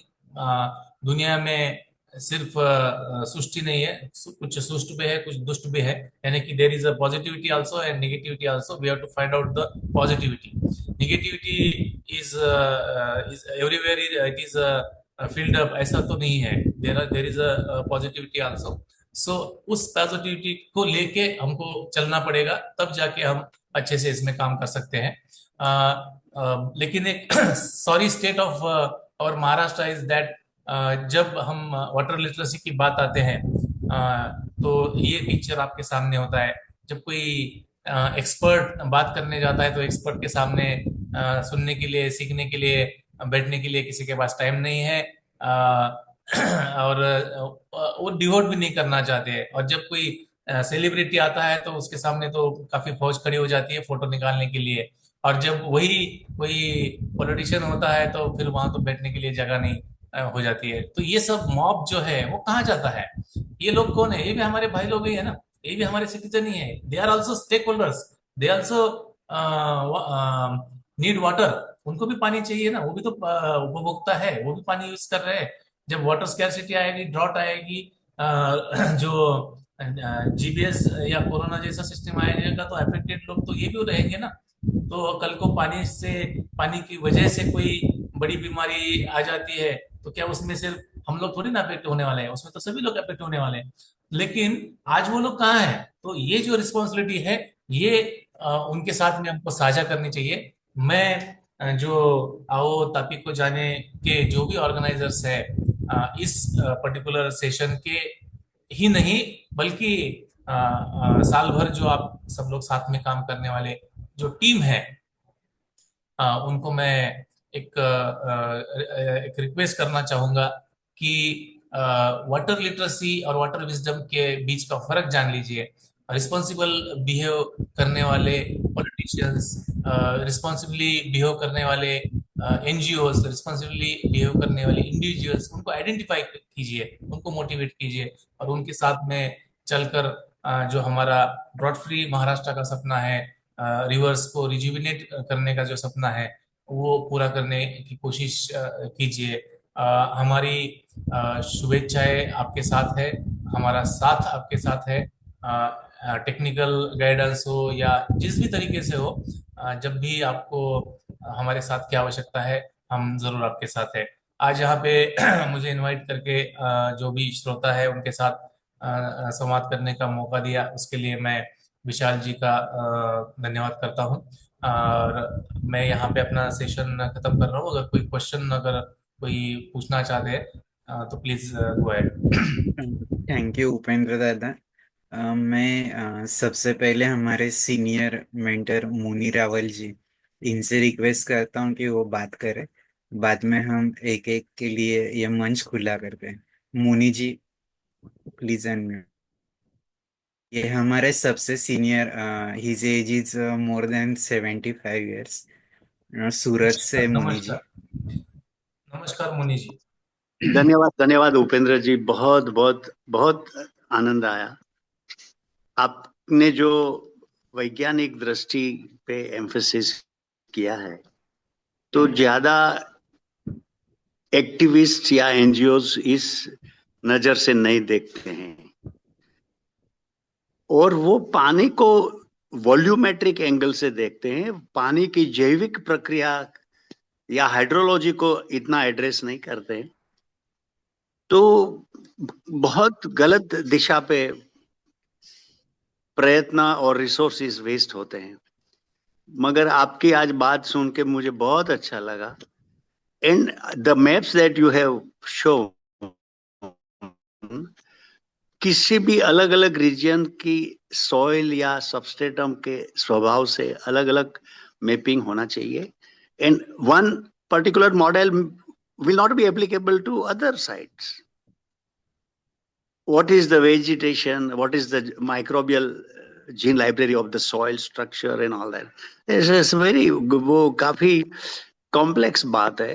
तो आपने जो साइंटिफिक एंगल से जो बात करी है, वो सुन के बहुत अच्छा लगा। धन्यवाद। धन्यवाद मुनि जी। उसमें थोड़ा मैं एडिशन करना चाहूंगा। क्या जी। होता है कि जो एक्टिविस्ट होते हैं या कोई भी इंडिविजुअल जो होता है, उसकी जिज्ञासा या उसका इंटेंशन जो होता है पानी के ऊपर काम करने का, वो तो होता है। लेकिन हर एक का अपना समय देने की कैपेसिटी, उनका एजुकेशन, उनका सराउंडिंग, वो एक जैसा नहीं होता है। तो मैं ऐसा कभी भी नहीं कहता कि कोई भी, जैसे कि किसी एक पर्टिकुलर ऑर्गेनाइजेशन में अगर कोई काम कर रहा है तो he should be well versed with the hydrogeology, ऐसा नहीं होता है। हर कोई हर सब्जेक्ट में तो एक्सपर्ट नहीं हो सकता है। लेकिन जब वो अपनी इस कमी को अच्छे से समझता है और उस कमी को पूरी करने के लिए हमें किस एक्सपर्ट के साथ जाना चाहिए, किसका गाइडेंस उसमें लेना चाहिए, कौन सा डिपार्टमेंट के साथ में बैठना चाहिए, ये इसमें अगर वो खुलापन हो, अगर वो ट्रांसपेरेंसी हो, तो मुझे लगता है कि एक अच्छा टीम वर्क डेवलप हो सकता है। लेकिन अगर समझो कि मैं एक एमए का स्टूडेंट हूँ, ठीक है, एमए मैंने हिस्ट्री में किया है और मेरा हाइड्रोलॉजी से दूर दूर तक लेना देना नहीं है। लेकिन मेरे कुछ पॉलिटिशियंस पहचान के मैंने कहीं एक तालाब का काम किया है, एक जेसीबी लगा दिया और थोड़ा बहुत ऊपर ऊपर से वहां से क्या बोलते हैं मिट्टी निकाल दी और उसका एक स्टोरिंग कैपेसिटी बढ़ा दिया। अब वैसा करने से क्या मैं हाइड्रोलॉजिस्ट बन गया, मैं एक्सपर्ट बन गया? नहीं होता है ना ऐसा कि अब मुझे किसी हाइड्रोलॉजिस्ट की जरूरत नहीं। मैंने बहुत ऐसे एक्टिविस्ट सुना है, वे हाइड्रो जल साक्षरता या जल क्षेत्र में काम करने के लिए एक्सपर्ट की जरूरत क्या है? कोई जरूरत नहीं है। ऐसे सुनने वाले, वो विजडम नहीं है। तो उस पर्टिकुलर मुद्दे के ऊपर स्ट्रेस करने के लिए मैंने आज का ये जो पूरा टॉपिक है वाटर विजडम के ऊपर रखा है। तो मुझे ऐसा लगता है जैसे हमने 40 गांव में जो हमारे गुणवंत सोनोनी जी है, उनको सक्सेस क्यों मिला, उसका एक बेसिक रीजन ये है। ऐसा नहीं है कि उन्होंने हाइड्रोलॉजी सीखने की कोशिश नहीं की, उन्होंने अपनी टीम मेरे ख्याल से 32 युवा थे उनके साथ में, 32 उनको हमारा जो सहज जलविद्युत का कोर्स था वो कोर्स कराया। अभी वो कोर्स कराने के बाद बहुत बार ऐसा होता है कि हमने जितना भी पढ़ाया है, जरूरी नहीं कि वो 32 के 32 लोग 100% उसको अच्छे से समझे और एग्जीक्यूट करें, ऐसा नहीं होता है। लेकिन फिर उन्होंने क्या किया, टाइम टू टाइम हमारा गाइडेंस लिया। लोकल जो जीएसडीए डिपार्टमेंट है वहाँ के जो जियोलॉजिस्ट है उनके साथ उन्होंने रेपो रखा, उनके साथ इंटरेक्ट किया। जो बाकी ऑर्गेनाइजेशंस पानी में काम कर रही है उनके अनुभव उन्होंने साझा किए। सो ये जो विजडम है वो उनके अंदर में होने की वजह से उनको अच्छे रिजल्ट्स वहां पे देखने को मिले, और ये हर जगह पे होना चाहिए ऐसे हम मानते हैं। जी, मेरा जो ज्यादा एम्फेसिस था कि पढ़े लिखे लोग हैं, they emphasize more on the hydraulics and not the hydrology. And hydraulics is a mechanical energy of the liquid which may not be necessarily water. जो आजकल रिवर बैंक की डेवलपमेंट की बात हो रही है, या यमुना की तो अपने 2 दिन से काफी देख रहे हैं। तो दिल्ली में तो आईआईटीज है, इंडियन इंस्टीट्यूट ऑफ साइंसेज है, सेंट्रल गवर्नमेंट है, स्टेट गवर्नमेंट है, और बड़ी बड़ी ऑफिसेस, कॉर्पोरेट स्ट्रक्चर्स की हेड ऑफिस भी वही है। बट यमुना की हालत क्या है? तो मियर academic knowledge, if not put to visible effect for the good of all, तो हम लाइब्रेरियन बन के रह जाते हैं। मैं लाइब्रेरियन के आपके यहाँ एक जॉब करूंगा तो मेरे आजू बाजू 25-50 हजार किताबें रहेगी, मगर उसका तो सवाल ये है कि river as a living entity and as a bioreactor, ये तो गवर्नमेंट की और इंस्टीट्यूशनल एरिया में भी कहीं नजर नहीं आता है। तो पब्लिक तो they are followers ultimately. Exactly यही पॉइंट के ऊपर हम बात कर रहे हैं कि हाँ, बहुत बार ऐसा होता है कि जैसे आपने कहा ना कि कहीं नजर नहीं आता है, नजर नहीं आता है, ये हमारी सॉरी स्टेट ऑफ अफेयर्स है। लेकिन ऐसा नहीं है कि ऐसा कहीं नहीं हो रहा है, बहुत जगह पे अच्छा काम हो रहा है। अभी जैसे तेलंगाना में है, अभी विकाराबाद में जब ये काम करने का डिसाइड हुआ तो उन्होंने ढूंढा कि भाई कौन कर सकता है इसको, हमारे साथ आए, फिर यहाँ से एक कंसल्टेंट उन्होंने अरेंज किया। फिर वहां पे जो उस जो पर्टिकुलर सीएसआर विभाग था उनके जो कार्यकर्ता थे और उस गांव के जो कार्यकर्ता थे, तो बहुत ही टेक्निक साइंटिफिकली एक्यूरेट तरीके से काम आगे बढ़ रहा है। तो ऐसा नहीं कि नहीं होता है। महाराष्ट्र में भी 40 गांव तो उसका एक बेस्ट एग्जांपल है। तो नहीं नहीं, हाँ, लेकिन ऑल ओवर महाराष्ट्र का अगर आप लार्जर पिक्चर देखेंगे तो that is a sorry state. So वो और तो है। सवाल ये है कि be it Chennai, Hyderabad, Hussain Sagar, Musi river, Pune, Indrayani, Mula, Mutha, you name a water body or name an address or a city, the overall result is very discouraging. And if is it a river, if all the water is gone, फिर नर्मदा का पानी जाके साबरमती को flooding करता है। तो सवाल यह है कि नदी तो खुद नेचुरल कॉन्टूर को ही फॉलो करेगी, gravity, and any intervention calls for a profound knowledge of the whole natural system. तो सवाल यह है कि नॉलेज है,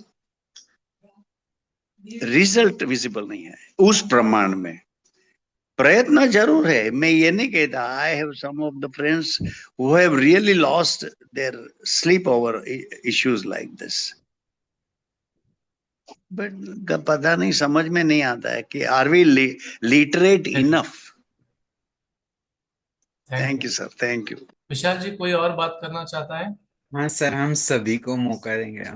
अशोक पवार सर, अशोक पवार सर अभी सॉरी कोल्हापुर में गवर्नमेंट में इंजीनियर है। सर आप बात कीजिए। नाही, आता मी प्रेझेंटेशन तरी पाहिलं, बरोबर छान प्रेझेंटेशन होतं. महत्वाचं म्हणजे साईटवरचे फोटो आणि त्याचबरोबर डॉक्युमेंटेशनसाठी जे काही प्रपोजल फेजवरती जे काही कागदपत्र असतात त्याचं कंपॅरिझन सरांनी चांगलं दाखवलं. आणि महत्वाचं पाझर तलावाचं इन्फ्लुएन्स लाईनची जी काही डायग्राम दाखवली ती बरोबर इफेक्टिव्ह होती. लोकांना पाझर तलावाचं फंक्शन असं सहज सांगायला गेलं तर कळत नाही आणि लोक काहीतरी काळी माती टाकतात किंवा कुठं कापड वगैरे घालून ते बंद करतात. ऍक्च्युली तसं केलं तर ते पाझर तलावाचं जे फंक्शनिंग आहे ते पूर्णपणे डिस्टर्ब होतं आणि सरांनी बरोबर सांगितले की पाझर तलाव हा स्लोली ते पाझरून ग्राउंड रिचार्ज न करता ते साठवण तलाव होतो आणि साठवण तलाव ते पुन्हा त्याच्यावरती ओव्हरफ्लो होऊन तो पुन्हा नदी नाल्यातून तो ओव्हरफ्लो पुढे निघून जातो. ते तसं फंक्शन नाही.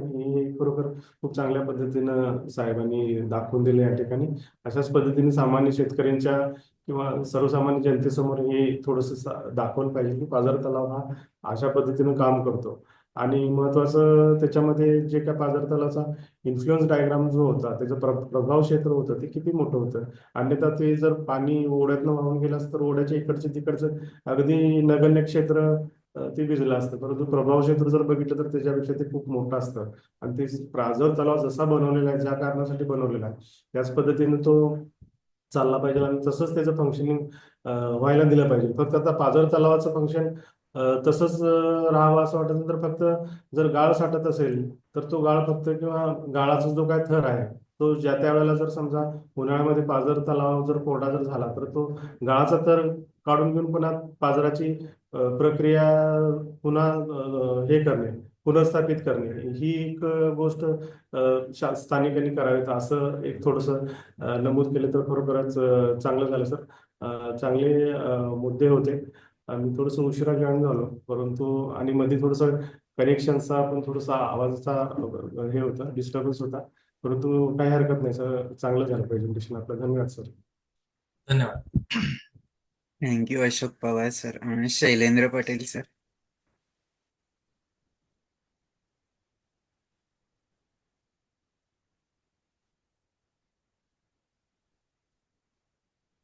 सुनील राणे सर.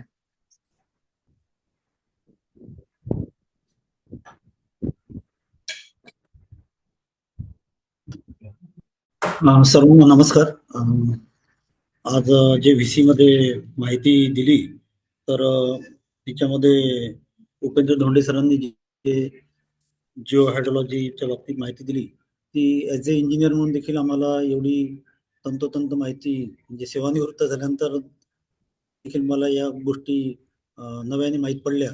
त्या डिपार्टमेंटला म्हणजे मी वेगवेगळे जिल्हा परिषद वॉटर कन्झर्वेशन लोकल सेक्टर जलसंपदा या वेगवेगळ्या विभागात राहिल्यानंतर देखील जसं पाझर तलावाचं जे महत्त्व सांगितलं सरांनी किंवा ते पाझरूनच जायला पाहिजे आणि बऱ्याचशा भागांमध्ये पाणी पाझरून जाते म्हणून मध्यंतरी जे वॉटर कन्झर्वेशनचे सचिव आले होते त्यांनी सगळीकडे बिलकुल ठोकठाकपणे बिलकुल एक शीट टाकून COT खोदून आमच्या वर्धा जिल्ह्यात देखील त्यांनी बरेचसे तलाव असे पाणी पाझरून जायचे म्हणून त्याच्यावरती काही कोटी रुपये खर्च केले. म्हणजे तलावाची किंमत कमी पण त्याच्यावरती ब्लँकेटिंग करा हे करा ते करा ते अर्थात निरुपयोगी झाले कारण हायड्रोजिओलॉजीचा जो भाग आहे तो समजला नाही गेला. अर्थात तो मला देखील पूर्ण ज्ञान आहे असं नाही पण आज थोडं उशिरा जरी जॉईन झालो तरी बरीचशी माहिती मला मिळाली आणि ही माहिती सर्वांपर्यंत वॉटर लिटरसी प्रोग्राम अंतर्गत ही पोहोचवणं आवश्यक आहे. उपेंद्र धोंडे सरांना बिलकुल या सेशनला बोलवलं होतं. असं देखील आपल्या चला जाणवायच्या नदीच्या सेशनला देखील त्यांना निमंत्रित करावं.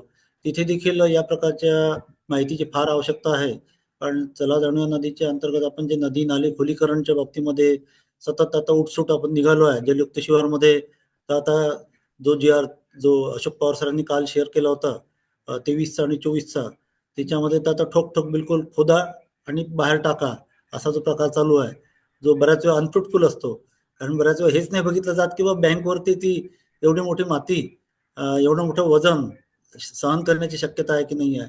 यशोदा नदीचं खूप मोठं काम आमच्या वर्धा जिल्ह्यामध्ये कमलनाथ बजाज फाउंडेशनने केलं.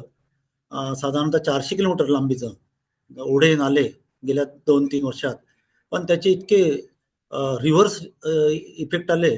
काय झालं की त्यांनी खोलीकरण रुंदीकरण करत असताना बँकवरचे जे बाभळीचे झाडं होते ते सगळे कापून टाकले आणि बरेचसे बंधारे आता आउटफ्लँकिंग झाले तर त्याच्यावरती 50-50 लाख रुपये खर्च करूनही बँकिंग करूनही कारण ते नैसर्गिक बँकिंग होऊच शकत नाही. कॉन्ट्रॅक्टर कुठे दबाई करतो तो तर काय आहे, टाकणार, पैसे उचलणार न पळणार.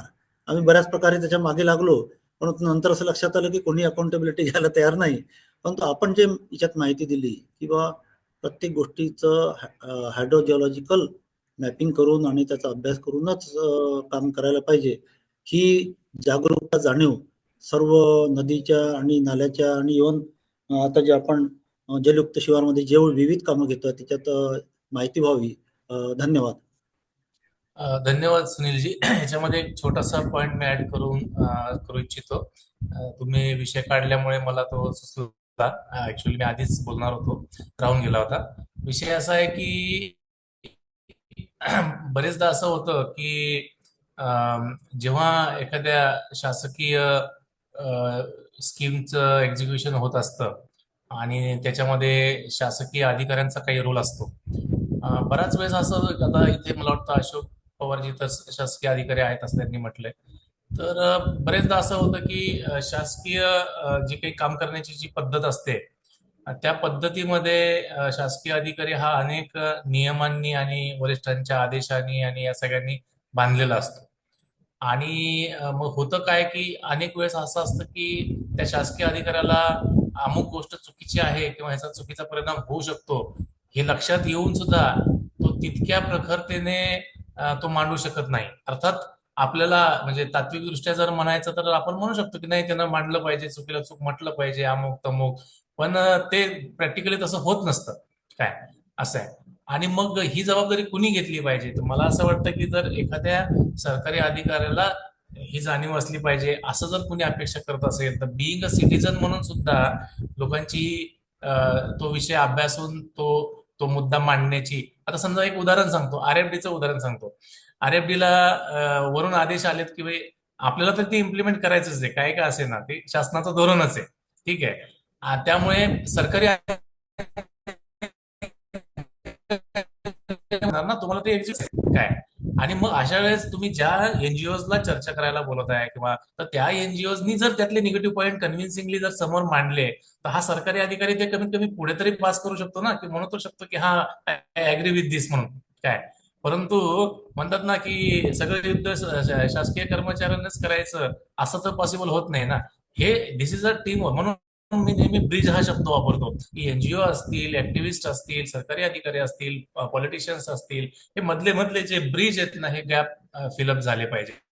ते जर झालं नाही तर मग कुणीच काय करू शकणार नाही याच्यामध्ये. मग अनेक सरकारी अधिकारी फ्रस्ट्रेट होतात, कुणी नोकऱ्या सोडतं, कुणी रिटायरमेंट नंतर टीका टिप्पणी चालू करतं, कुणी सेपरेट त्यातले फायदे बघून त्या फायद्याच्या आहारी जातं. असे अनेक लोक नोकरी सोडून कन्सल्टिंग किंवा ते जे काही त्याचे फायदे मिळवायचे त्याच्यामध्ये, तर असे अनेक अनेक प्रकार घडतात. त्यामुळे ह्या सगळ्या शासकीय अधिकाऱ्याच्या मर्यादा आणि त्रुटी आहेत. त्यामुळे ह्या मर्यादा सुद्धा कुठेतरी ध्यानात घेतल्या पाहिजेत. आणि मग त्या मर्यादा ध्यानात घेऊन आपल्याला मी म्हणलं ना की जसं पॉझिटिव्हिटीला घेऊन काय की अमुक एक अधिकारी आहे, मग ह्याच्यामध्ये पॉझिटिव्हिटी काय आहे किंवा तो टेक्निकल ऍस्पेक्ट खूप चांगल्या पद्धतीने समजावून सांगू शकतो, तर तेवढी पॉझिटिव्हिटी घेऊन आपण बरोबर काम करू शकतो. हा अप्रोच एनजीओचा आणि कार्यकर्त्यांचा असला पाहिजे. धन्यवाद. थँक्यू दादा. शैलेंद्र पटेल सर, तुम्ही अनम्यूट केलं.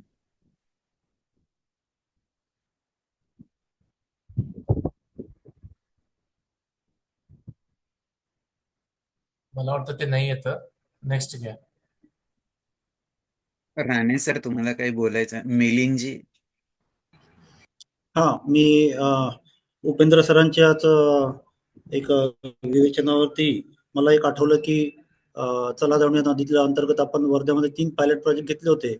तिच्यामध्ये ऍज ए इरिगेशनच्या इंजिनियर रिटायर्ड झाल्यानंतर अनायसे तिथल्या कलेक्टरांनी बऱ्यापैकी प्रमोट केल्यामुळे तिथे आपण नदीचा जसा उगम असतो त्या भागामध्ये बहुतांश ठिकाणी वन असतात, फॉरेस्ट डिपार्टमेंट. त्या फॉरेस्ट डिपार्टमेंटमध्ये बहुतांश ठिकाणी असे छोटे छोटे विखुरलेले जलसाठीच नाही असं आम्हाला अभ्यासामध्ये मागच्या 2 वर्षात आढळलं. कारण तिथे आम्ही स्प्रिंग ऍक्टिव्हेशन प्रोग्राममध्ये ज्या आमच्या आकलनाप्रमाणे खूप डिटेलमध्ये न जाता वेळेचं फार कारण डिसेंबर महिन्यात सगळं प्लॅनिंग करायचं आणि एक्झिक्यूट करायचं मार्चच्या आधी, हा वगैरे विषय असतो जसं सरांनी सांगितलं त्याप्रमाणे.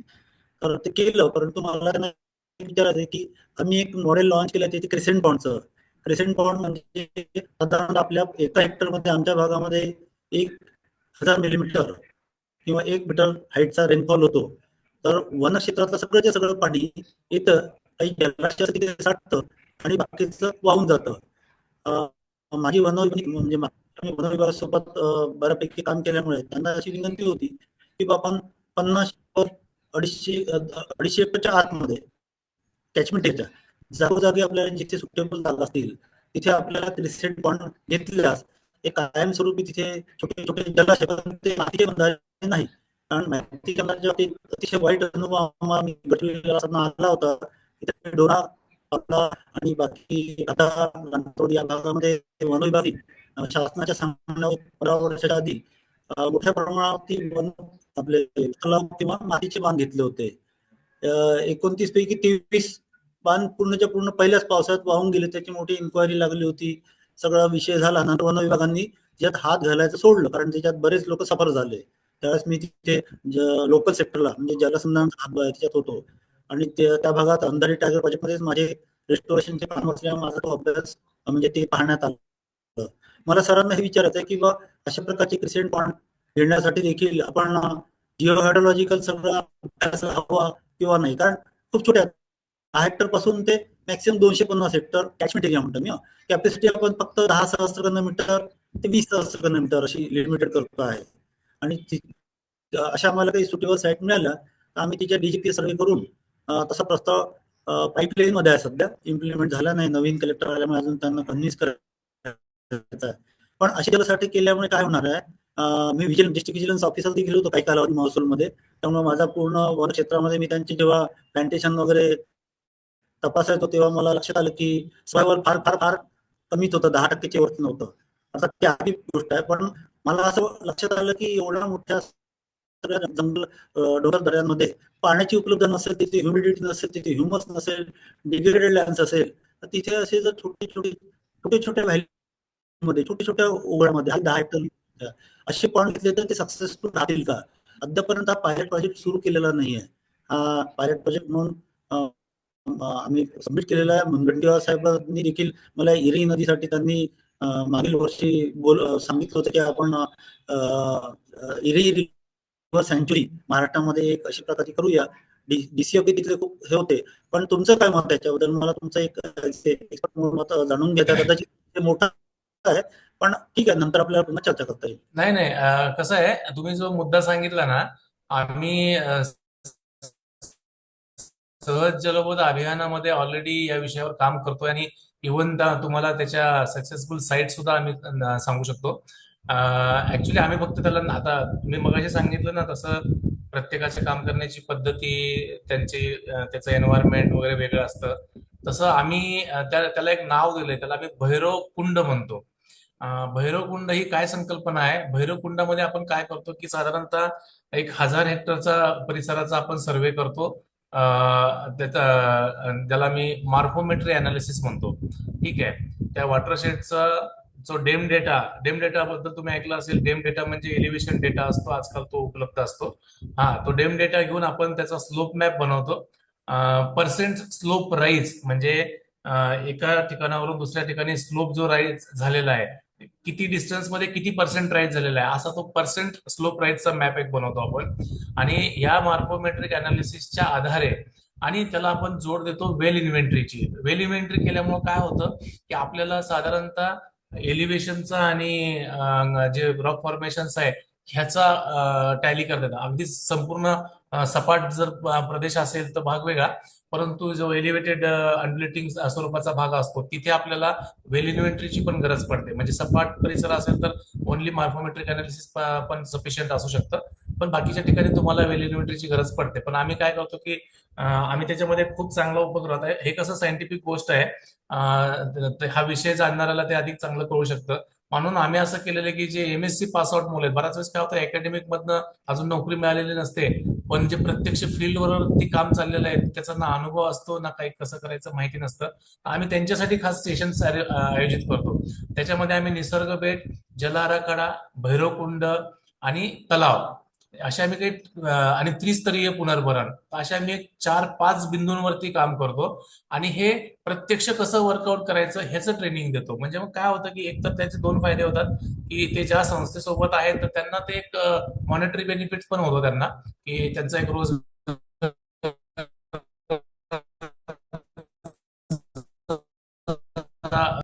तर जे भैरवकुंड या माध्यमातून ते 100% आपल्याला अशा फिजिबल साईट्स या मिळू शकतात त्याच्यामध्ये आम्ही काही गाईडलाईन्स बनवलेल्या आहेत की नुसतं मॉर्फोमेट्री अनालिसिस आम्ही करत नाही. त्याच्यामध्ये आम्ही गाईडलाईन्स मध्ये डूज अँड डोंट्स देतो की म्हणजे वेदरिंग डेप्थ किती असली पाहिजे, त्याच्यामध्ये ड्रेनेज डेन्सिटी जे फर्स्ट ऑर्डर आणि सेकंड ऑर्डर स्ट्रीम आहेत त्याची किती असली पाहिजे, त्याच्यानंतर तिथे सॉइल कुठल्या प्रकारचे आम्ही आपल्याकडे एक तुम्ही शब्द ऐकला असेल की कॉम्पोनंट अनालिसिस म्हणजे आपण त्याचे एक वेटेज देतो वेगवेगळ्या कॉम्पोनंटला. सगळ्यात पहिल्यांदा काय बघायचं तर ड्रेनेज डेन्सिटी बघायची, त्याच्यानंतर काय बघायचं तर वेदर डेप्थ बघायची, त्याच्यानंतर काय बघायचं तर लिनियमेंट बघायची.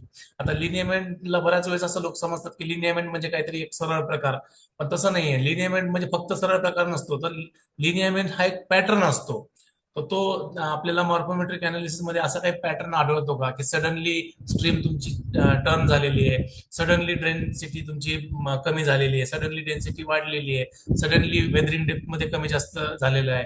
तर हे सगळे मुद्दे घेऊन मग आपण किती रिचार्ज होऊ शकतो म्हणजे पर्क्युलेशन टँक साईट सिलेक्शन करण्यासाठी सुद्धा हेच सगळे आपण मुद्दे वापरतो. तसंच भैरवकुंडासाठी आता फक्त आम्ही याला भैरवकुंड वेगळं का नाव दिलं याचं कारण असं आहे की आम्ही जेव्हा गुणवंत सोनवणे जे होते जे चाळीसगावमध्ये तलाव निर्माणाचं काम करत होते, एखादा मोठा तलाव करायचा म्हणलं की त्याला CSR पाहिजे आणि मग ते प्रत्येक काम 5 लाख 10 लाख 20 लाख 50 लाख वगैरे अशा ह्याच्यामध्ये एक्सपेक्ट करायचे. तर असे काही 50 लाख रुपये काही कोणी घेऊन बसलेलं नाही ना की लगेच मिळतील आणि तलाव तुम्हाला करता येईल असं नसतं. पण बऱ्याच वेळेस काय होतं की छोट्या छोट्या स्केलवर एखादा शेतकरी 10 लोक एकत्र मिळून त्यांना त्यांच्या एरिया पुरतं वॉटर कन्झर्वेशन करायचं असतं. ते सरकारची वाट बघायची त्यांची तयारी नसते. ते म्हणतात आम्ही पैसे खर्च करतो, आम्हाला आमच्या परिसरातली वॉटर लेवल वाढवण्यासाठी काय करता येईल ते आम्हाला सांगा. तर असे जे छोटे शेतकरी असतात, छोटे स्टेक होल्डर असतात किंवा जिथे CSR फंड हा मोजका दिला जातो, जिथे शासकीय निधी एखाद्या खात्याच्या मार्फत सुद्धा थोडाफार उपलब्ध केला जाऊ शकतो, तर अशा कमी खर्चातल्या चांगल्या गोष्टी काय करता येऊ शकतात ह्याचा आम्ही विचार केला आणि त्याच्यामध्ये हे भैरवकुंड आलं. भैरवकुंडामध्ये आम्ही त्याचा त्याचे पॅरामीटर्स आम्ही खूप प्रेसाइज ठेवलेले आहेत. फक्त 20 मीटर जर गोल असेल तर डाया आणि लांब रुंद असेल तर 20 मीटर लांब 15 मीटर रुंद आणि त्याचा आम्ही पूर्ण तुम्हाला जर इंटरेस्ट असेल तर मी तुम्हाला त्याची एक वेगळी आम्ही PDF बनवलेली पाठवेल, ते तुम्ही बघून घ्या. आणि साधारणतः 1 लाखभराच्या आत म्हणजे जर समजा तिथे फॉर्मेशन कसं आहे त्याच्यावरती अवलंबून आहे, मिनिमम 50,000 ते मॅक्झिमम 1 लाख खाच्या आत बनणारं हे स्ट्रक्चर आहे. त्याच्यामुळे आणि त्याचे जे रिझल्ट आहेत ते निश्चितपणे म्हणजे कॉस्ट बेनिफिट रेशोला जर तुम्ही जर बघितला तर ते वर्क ठरतात. असे स्ट्रक्चर्स आम्ही ऑलरेडी पुणे परिसरामध्ये मुळशी भोर या भागामध्ये आणि खास करून आम्हाला असे ज्या रिक्वायरमेंट येतात त्या जिथे बेस फ्लो खूप जास्त असतो अशा भागातनं जास्त येतात, तर तिथे आम्ही हे प्रयोग केलेले आहेत आणि डेफिनेटली म्हणजे करता येतात. जस्ट आमच्याकडे एक थंब रूल आहे की जसं वॉटरशेड तसे उपाय, त्यामुळे नथिंग इज इम्पॉसिबल, सगळं काही पॉसिबल आहे. फक्त तुम्हाला ते प्रॉपर प्लॅनिंग आलं पाहिजे, त्या विषयातले एक्सपर्ट तिथं असले पाहिजे. 100% आपल्याला कुठल्याही पाणलोटात चांगल्या पद्धतीने काम करता येतं. धन्यवाद. Thank you sir. मिलिंदजी, किरणजी, कार्तिकीजी, ओपो नावाने कोण जॉईन आहे? शैलेंद्र सर तुम्ही तिकडून अनम्यूट करा ना, माझ्याकडून नाही प्रॉब्लेम काय. हा बोला मिलिंदजी. दादांशी माझा परिचय आहे चांगला. पवनावरती आता जो इश्यू चालू आहे, पवना नदीच्या सुधारचा प्रयत्न चालू आहे, तर त्या संदर्भात दादा आम्हाला मदत तर करतातच आहेत, पण अजून काही करता येऊ शकतं का त्याच्यावरती? फार मोठा विषय ऍक्च्युअली पवना नदी असेल आणि फार मोठे मोठे लोक त्याच्यामध्ये इन्व्हॉल्व असतात, त्यामुळे आमच्या छोट्या माणसाचं ऐकणारे तिथं किती ऐकतील माहित नाही. पण ऐका ना पण या विषयातले जे सायंटिफिक प्रिन्सिपल्स आहेत की काय केलं पाहिजे आणि काय नाही केलं पाहिजे ह्याच्यावरती निश्चित आपण आपलं मत व्यक्त करू शकतो. नक्कीच आणि नक्कीच आपण नक्कीच. ते योग्य व्यासपीठावर योग्य माध्यमांच्या मार्फत आणि योग्य व्यक्तीसमोर जर आपण ते प्रेझेंट केलं, आणि जर मगाशी मी सगळ्या लेक्चरमध्ये जसं म्हटलं की त्यांच्या हृदयामध्ये जर ते वॉटर विजडम असेल तर निश्चितपणे ते अशा सायंटिफिक इनपुटची मदत घेतील. अदरवाईज जर त्यांचा हेतूच जर चुकीचा असेल तर मग असे सगळे सजेशन्स नाही, पण ते उपयुक्त नसेल तर त्याचा काही उपयोग नाही असं माझं स्पष्ट मत आहे. नाही नाही, उपयुक्त आहे की नाही हे कधी ठरणार ना, पण ते मुद्दा तो आहे. आल्यानंतर होऊ नये ना, एवढंच नाही नाही नाही नाही नाही नाही, हे बघा, तुम्ही आता रायपूरला ट्रेनिंग केलेलं आहे, आम्ही सायंटिस्ट आहोत गेली 25 वर्ष. तर कोणत्याही गोष्टीची उपयुक्तता ठरणे एखाद्या, त्याचे काही रूल्स आहेत, त्याचे त्याचे काही नियम आहेत की बर. एखादी गोष्ट सायंटिफिकली. आता उदाहरण तुम्हाला एक गंमत सांगतो. सोलापूरमध्ये एक व्हॉट्सअप क्लिप तुम्ही सगळ्यांनी बहुतेक बघितली असेल की एक व्यक्ती होती आणि त्यांनी सांगितलं की नुसती एक पावडर टाकायची, पाणीच पाणी बोरमध्ये. ठीक आहे, तुम्ही बघितलं असेल ते. व्हिडिओज टाकत होते ते. ऐका ना, जे काही असेल ते. तर तर मी काय केलं, त्या व्यक्तीला संपर्क साधला. तर त्यांना मी असं म्हटलं की जर संकल्पना योग्य असेल तर ती प्रोपॅगेट झाली पाहिजे, रेप्लिकेट नक्कीच, सगळीकडे झाली पाहिजे. नक्कीच. आणि बिईंग अ सायंटिस्ट आम्ही कुठल्याही संकल्पनेला लगेच नाकारत नाही. बरोबर. काय ती संकल्पना योग्य आहे की नाही हे ठरवण्याचे काही पॅरामीटर्स असतात, तर आपण ते करूया म्हटलं. बर. काय आणि आणि त्या व्यक्तीला सायंटिफिकली आमचं डिपार्टमेंट सर्टिफाय करेल ना. हो, बरोबर काय बरोबर. एकदा आम्ही सरकारी अधिकारी म्हणून, सायंटिस्ट म्हणून त्याला जर सर्टिफाय करत असू तर निश्चितपणे ती जबाबदारी आमची होतेच ना पुढे. तुम्ही आम्हाला जाब विचारू शकता. नक्कीच. तर त्यामुळे आम्ही त्यांना सरळ सरळ आव्हान दिलं. इव्हन मी जीएसडी डिपार्टमेंटला पण, त्याच्यामध्ये जीएसडीचे डायरेक्टर तेव्हा माझे मित्र होते, त्यांना मी म्हटलं की सर, जीएसडीएचं जे बोरवेल आहे ना त्या शिवाजीनगरला भूजल भवनला, आपण तिथे प्रयोग करूया म्हटलं बर. जीएसडीएच्या. बर. आणि मग जीएसडीच्या डायरेक्टरनी परत सकारात्मक प्रतिसाद दिला. ते म्हणणे सदर व्यक्तीची जाण्यायेण्याची व्यवस्था, तिथला सगळा खर्च, तो सगळा इम्प्लिमेंटेशन करण्याचा आम्ही सगळं करायला तयार आहोत, या आणि बर. करा म्हणे. काय बर. आणि थर्ड पार्टी म्हणून ह्याच्यामध्ये खोटे रिझल्ट दिले जाऊ नयेत किंवा असं म्हणून थर्ड पार्टींना पण आपण याच्यामध्ये इन्व्हॉल्व्ह करूया. ठीक आहे. नक्कीच. हा, तर असं जेव्हा अत्यंत ट्रान्सपरंट पद्धतीनं एखादी गोष्ट आपण करतो ना, तेव्हा ते सायंटिफिक आहे की नाहीये, का सुडो सायंटिफिक आहे, हे ऑटोमॅटिकली प्रूव्ह होतं. बर. आणि दुर्दैवाने असं झालं की सदरची व्यक्ती पुढे आलीच नाही. बर. काय आणि त्याच्यामुळे ती गोष्ट सायंटिफिक आहे का नाही हे सिद्ध होऊ शकलं नाही. आता कालची गोष्ट आहे, आपले आमदार साहेब आहेत राहुल कुल म्हणून दौंडचे, हो. त्यांना एक रेन वॉटर हार्वेस्टिंग मधलं पेटंट मिळालं म्हणून त्यांनी ते सर्टिफिकेटचं एक सगळीकडे फिरताय. मला त्याच्याबद्दल लोकांनी विचारलं तर मी सरळ सरळ सांगितलं की मी ते पाहिलेलंच नाहीये, त्याच्यामुळे मी आता काही बोलू शकत नाही, कारण न पाहता आपण कसं बोलणार ना. बरोबर. परंतु राहुल कुल यांना मी चांगलं ओळखतो आणि ते परिचय असल्यामुळे आता मी त्यांना, जेव्हा मी पुण्यात असेल तेव्हा त्यांच्याशी संपर्क करून मी अवश्य, आणि मी माझी पद्धती तुम्हाला चांगली माहिती आहे, मी कुठेही नक्कीच. एकटा जात नाही. मी अजून 4 शिकायला सगळ्यांना बरोबर घेऊन जातो. मी येणार त्यामुळे नक्की. त्यावेळेस मी इंटरेस्टेड जे पण मंडळी असतील त्यांना मी घेऊन जाईल. आपण जाऊन बघूया की त्यांनी नक्की, काय नक्की, नक्की, पेटंट नक्की. घेतलेलं आहे, कसं घेतलेलं आहे, आणि ते जर खरंच चांगलं असेल तर ते प्रोपॅगेट करायला आपल्याला Implement त्याचा करायला प्रचार काही करायला हरकत काहीच हरकत नाही. नाही. असं आहे. I am also ready. हा, त्यामुळे कोणत्याही स्ट्रक्चरच्या बाबतीमध्ये पद्धत हीच असते. ही पद्धत सगळ्यांनी फॉलो केली पाहिजे. अदरवाईज माझी संकल्पना आहे आणि त्याच्यावर कोणी प्रश्न विचारायचा नाही आणि मी म्हणतो तेच खरं, असं म्हणून ते नाही, सायंटिफिक हे तर करत नाही नाही ना. चालणार, हे तर नाही असं आहे. चालणार. नक्कीच नाही चालणार. आणि मग हे असे जे स्ट्रक्चर्स असतात ना, हे लोक काय करतात माहिती का, की काहीतरी व्हॉट्सअपचा इतर म्हणजे लोकप्रियतेचे माध्यम असतात ना, मग ते वर्तमानपत्र असतील, पत्रकार असतील, उत्तम लोकप्रतिनिधी उदाहरण. असतील, ह्यांचा वापर करून ते अल्पकालीन प्रसिद्धी मिळवतात. तोपर्यंत लोकांपर्यंत जातं ते, जेवढं नुकसान व्हायचं तेवढं नुकसानही होऊन जातं. आणि अल्टिमेटली एकदा, आणि लोकांना तुम्ही सदैव नाही फसवू शकत ना. जेव्हा नाही, एखादी नक्कीच नक्कीच नक्कीच. सुडो सायंटिफिक असते ना, तर ती सदा सर्व का ते काय, ते उपेंद्र दादाने तिचं पोलखोल केली पाहिजे असं काही नाही. लोकही शहाणे असतात, लोकांना कधी ना कधी ते कळतं. आणि मग होतं काय की जेव्हा ते कळतं ना तोपर्यंत पुलाखालनं बरंच पाणी वाहून गेलेलं असतं. त्याच्यानंतर मग ती बरोबर संकल्पना बंद पडते आणि वर्षभरानंतर नवीन संकल्पना येते परत. पुन्हा नवीन बरोबर संकल्पना बरोबर येते पुन्हा 2 वर्ष पोहोचण्यासाठी. तर वर्षानुवर्ष हे दुष्टचक्र चालू आहे आणि म्हणूनच आपल्याला बरोबर जलसाक्षरते काम करावं लागतंय. तेलंगणासारख्या राज्यामध्ये जलसाक्षरतेवरती काम करणारी माणसं दिसतच नाहीत, कारण तिथे या संकल्पना तावून सुलाखून सायंटिफिक पद्धतीने हे करून सरकारच ते इम्प्लिमेंट करतं. लोक फक्त त्याला कोऑपरेट करतात. काय त्याच्यामुळे तिथे आरोप प्रत्यारोप माझीच सायंटिफिक संकल्पना आहे, माझी अमुक एनजीओ आहे, मी जलमहापुरुष आहे वगैरे वगैरे, असं तुम्हाला तेलंगणामध्ये आढळत नाही कुठं. काय आलं लक्षात? हे म्हणून आजचा विषय धन्यवाद वॉटर विजडम ठेवायचं टायटल ठेवायचं कारणच ते होतं की हे वॉटर विजडम हरवलंय लोकांमध्ये. लोकांचं वॉटर विजडम जे आहे ना ते फक्त त्यांच्या धंद्यापुरतं, त्यांच्या संघटनेपुरतं, त्यांच्या वैयक्तिक प्रतिष्ठेपुरतं, तेवढ्या पुरतंच झालेलं आहे. मग जलसाक्षरता कशी जाणार पुढे? चला नक्कीच धन्यवाद. नक्कीच धन्यवाद हा मिलिंदजी. किरण सर, कार्तिकीजी, शैलेंद्र सर अनम्यूट करून बघा तुमचं होतंय का. आणि जे पण पार्टिसिपंट आहे ज्यांना बोलायचंय प्लीज अनम्यूट करून बोला, म्हणजे आपण समापनाच्या दिशेला जाऊया.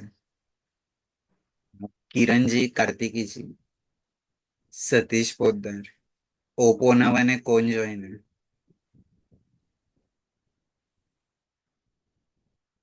हॅलो हा हा बोला बोला. सतीशजी. सर, मी पण या जिओफिजिकल मध्ये काम करतो आणि 30-35 वर्षापासून काम करतो. जे आता सर धोंडे सरांनी एकाचा उल्लेख केला होता त्या व्यक्तींना आमच्या भागामध्ये मराठवाड्यात आणले होते आणि त्यांनी जवळपास 7-8 ठिकाणी तो प्रयोग करून दाखवला. त्याच्यात मध्ये असं कुठलं सोल्युशन किंवा असं कुठलं हे आहे की जे रॉकला मेल्ट करू शकेल किंवा काही करू शकेल, रिॲक्शन करून पाणी वाढेल. हम्म. हायड्रोफॅक्चरिंग केल्याच्या नंतर हे पाणी किती वाढतं हे आपल्या सगळ्यांना माहिती आहे. तर तो प्रयोग मला काही कळाला नाही. नाही नाही, ते काय माहितीये का, जे सदर प्रयोगकर्ता व्यक्ती आहे ना त्यांचे वडील जे होते ते सरकारी डिपार्टमेंटमध्ये किंवा कुठेतरी ते हो ओएनजीसी मध्ये मला वाटतं ते ड्रिलर म्हणून काम करत होते. आणि हो ड्रिलिंग हो मध्ये एक तुम्हाला जर तुम्ही आता जिओफिजिकल काम करता म्हणजे तुम्हाला कदाचित कल्पना असेल. ड्रिलिंग मध्ये काय होतं ना, एक सदैव तुम्हाला मध्ये मध्ये वॉशिंग करावं लागतं.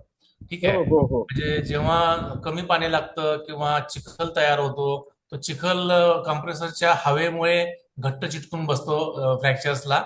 आणि मग तो चिखल सुट्टा होण्यासाठी म्हणून आपल्याला वरून कधी कधी पाणी टाकावं लागतं.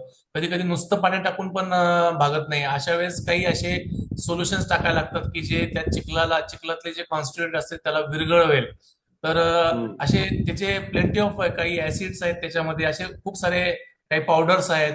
तर ते काही लिमिटेड मात्रामध्ये ते टाकले तर काय होतं की तो चिखल जो आहे तो सुट्टा होऊ शकतो, फ्रॅक्चर्स ओपन होऊ शकतात आणि त्यामुळे पाणी वाढतं. ठीक आहे. तर नाही नाही, वॉशिंग माझं त्यांना पर्पज म्हणणं वेगळं ठीक होतं आहे. सर. नाही, माझं हा त्यांना म्हणणं वेगळं होतं. मी म्हटलं बाबा हा इथे मी या 30-35 वर्षापासून काम करतो पण आम्ही आजपर्यंत छाती ठोकपणे सांगत नाहीत की बाबा असाल मी इथे बसलोय आणि पाणी काढून देतो तुला. ऐका ना. नाही नाही, तुम्ही माझं हो पूर्ण ते ऐकलं मला नाही. तर पुढे पुढे मी तेच हा सांगतोय की फ्रॅक्चर्स रिकामे होतात. मुद्दा हा आहे की मुळात ते जे बोरवेल आहे तो ऍक्विफर कसा आहे ह्याची माहिती त्यांना आहे का. त्या ठिकाणी आता मी जसं मार्कोमेट्रीचं उदाहरण सांगितलं आणि वेल इन्व्हेंटरीचं सांगितलं, जर तसा काही अभ्यास करून जर तुम्हाला पूर्ण खात्री असेल की हा ऍक्विफर ड्राय ऍक्विफर आहे किंवा तिथं फ्रॅक्चर पॉसिबल आहे, तर तिथे हा प्रयोग यशस्वी होऊ शकतो. पण सरसकट सगळीकडे तो यशस्वी होणार नाही. त्याच्याने काही नवीन फ्रॅक्चर क्रिएट होणार नाहीत का नवीन पाणी तिथे तयार होणार नाहीये. त्याच्यामुळे असलेलं पाणी तुम्हाला देणं. आता ते एक मध्यंतरी तुम्ही हे पण बघितलं असेल, बोअर चार्जर हम्म. म्हणून. तर त्याच्यामध्ये सुद्धा काय होतं की जो आपला शॅलो ॲक्विफर असतो जो की केसिंगमुळे बंद झालेला असतो, जुने आपण ब्लँक केसिंग हम्म. टाकायचो, तर त्याच्याऐवजी आता त्यांनी एक मशीन तयार केलं आणि त्याच्यामध्ये त्या केसिंगला ते छिद्र पाडतात.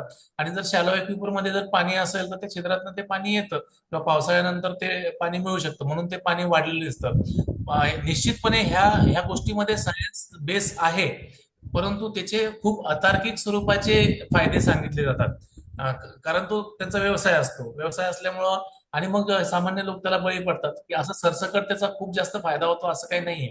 नाही सर, असं आहे. माझं आता हे जे माझं हा. म्हणणं तसं नव्हतं सर. त्यांना माझं म्हणणं असं होतं की बाबा हा प्रयोग तुम्ही शेतकऱ्यांच्या मध्ये फार्मर्सला करण्यापेक्षा सिटीमध्ये इम्प्लिमेंट करा की ज्याच्यामध्ये त्या अर्धा इंच पाणी लागलेलं आहे किंवा ड्राय बोर गेलेलं आहे आणि तो हम्म. एरिया आम्हाला माहिती आहे की बाबा कुठे बरोबर. या नीट एक्झॅक्टली. येऊ शकतंय.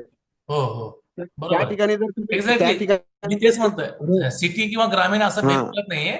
मी असं म्हणतो की जिथला ऍक्विफर तुम्हाला माहिती आहे.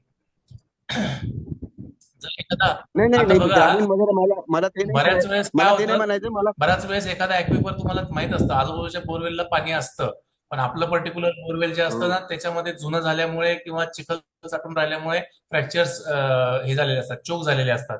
तर अशा काही हो एक्सेप्शनल बरोबर. केस, काही एक्सेप्शनल केसमध्ये त्याचा फायदा होतो. नाही असं नाही. अं, मला वाटतं आपण थांबूया आता, ठीक. विशालजी. अजून कोणाला जर बोलायचं असेल तर अनम्यूट करून बोलू शकता. ओप्पो नावाने, रिअलमी नावाने. शैलेंद्र सर, तुमचं होतंय का अनम्यूट? बघा ना, तुम्ही केव्हापासून ट्राय करता. तिथं अनम्यूटचं बटन माईकवर दाबा शैलेंद्रजी. शैलेंद्र भाई, अनम्यूटचं बटन असेल दाबून बघा एकदा. काहीतरी टेक्निकल इश्यू येतोय त्यांच्या इथं, त्यांना करताच येत नाही. किंवा मग मीटिंग सोडून पुन्हा जॉईन व्हा. मीटिंग एंड करा आणि पुन्हा जॉईन व्हा. आता आलता आवाज तुमचा, आला होता. बोला सर, शैलेंद्र सर. नाही नाही, अजून ते म्यूटच आहेत ना.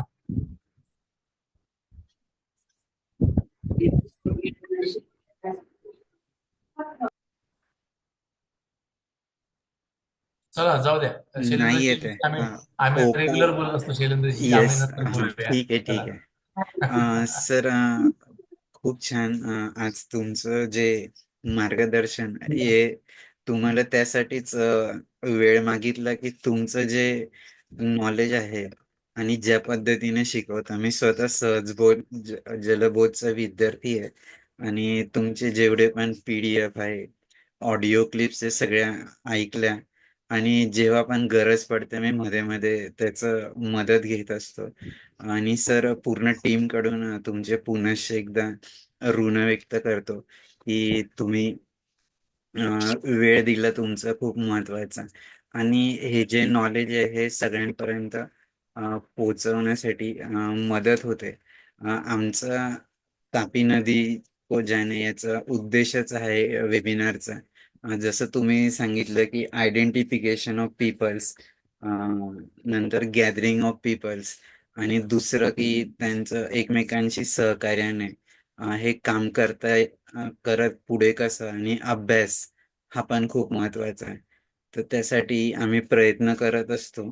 आणि जल, जंगल, जमीन, जानवर या सर्वच क्षेत्रातील तज्ञच नाहीत, पण जे ग्राउंड लेवलला काम करणारी लोक आहेत, महानुभाव आहेत, त्यांना बोलवण्याचं, त्यांचं एक्सपिरियन्स शेअर करण्यासाठी आम्ही त्यांना आमंत्रित करत असतो. तर निश्चितच सर, तुमच्या आजच्या ह्या टॉकमुळे ते फेसबुकला, युट्यूबला अवेलेबल राहील कायमस्वरूपी. आम्हालाच नाही तर जी पण लोक बघतील नंतर येऊन, त्या सगळ्यांनाच खूप फायदा होणार आहे. तर मी पुनश्च एकदा तुमचे ऋण व्यक्त करतो. माधवीजी, तुम्ही अनम्यूट केलं, तुम्हाला काही बोलायचं का? तुम्ही आत्ताच जॉईन झाला. नाही तर मग आपण एका छोट्याशा प्रार्थनेने आजच्या कार्यक्रमाची सांगता करूया. चॅट शैलेंद्रजी. बॉक्स, विशालजी, चॅट बॉक्स मध्ये माझा नंबर शेअर करतोय, त्यामुळे हो. बाकीच्यांना ज्यांना बोलायचे ते नंतरही बोलू शकता. येस सर, नक्की. एक छोट्याशा प्रार्थनेने आजच्या या कार्यक्रमाची सांगता करूया.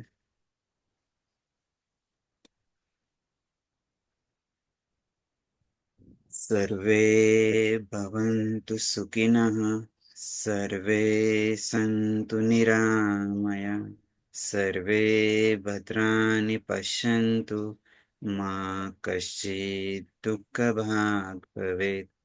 ओम शांती शांती शांती. आणि सर, जसं सुनील राणे सरांनी सांगितलं तसं एकदा तुम्हाला चला जाणूया नदीलाच जे गुरुवारी आणि रविवारी असतं महाराष्ट्राच्या लोकांसाठी, तर आम्ही निश्चितच तुम्हाला बोलवू. तुम्हाला रिक्वेस्ट करतो की तुम्ही नक्कीच तुमचा वेळ द्यावा. खूप खूप धन्यवाद सर तुमचे. धन्यवाद.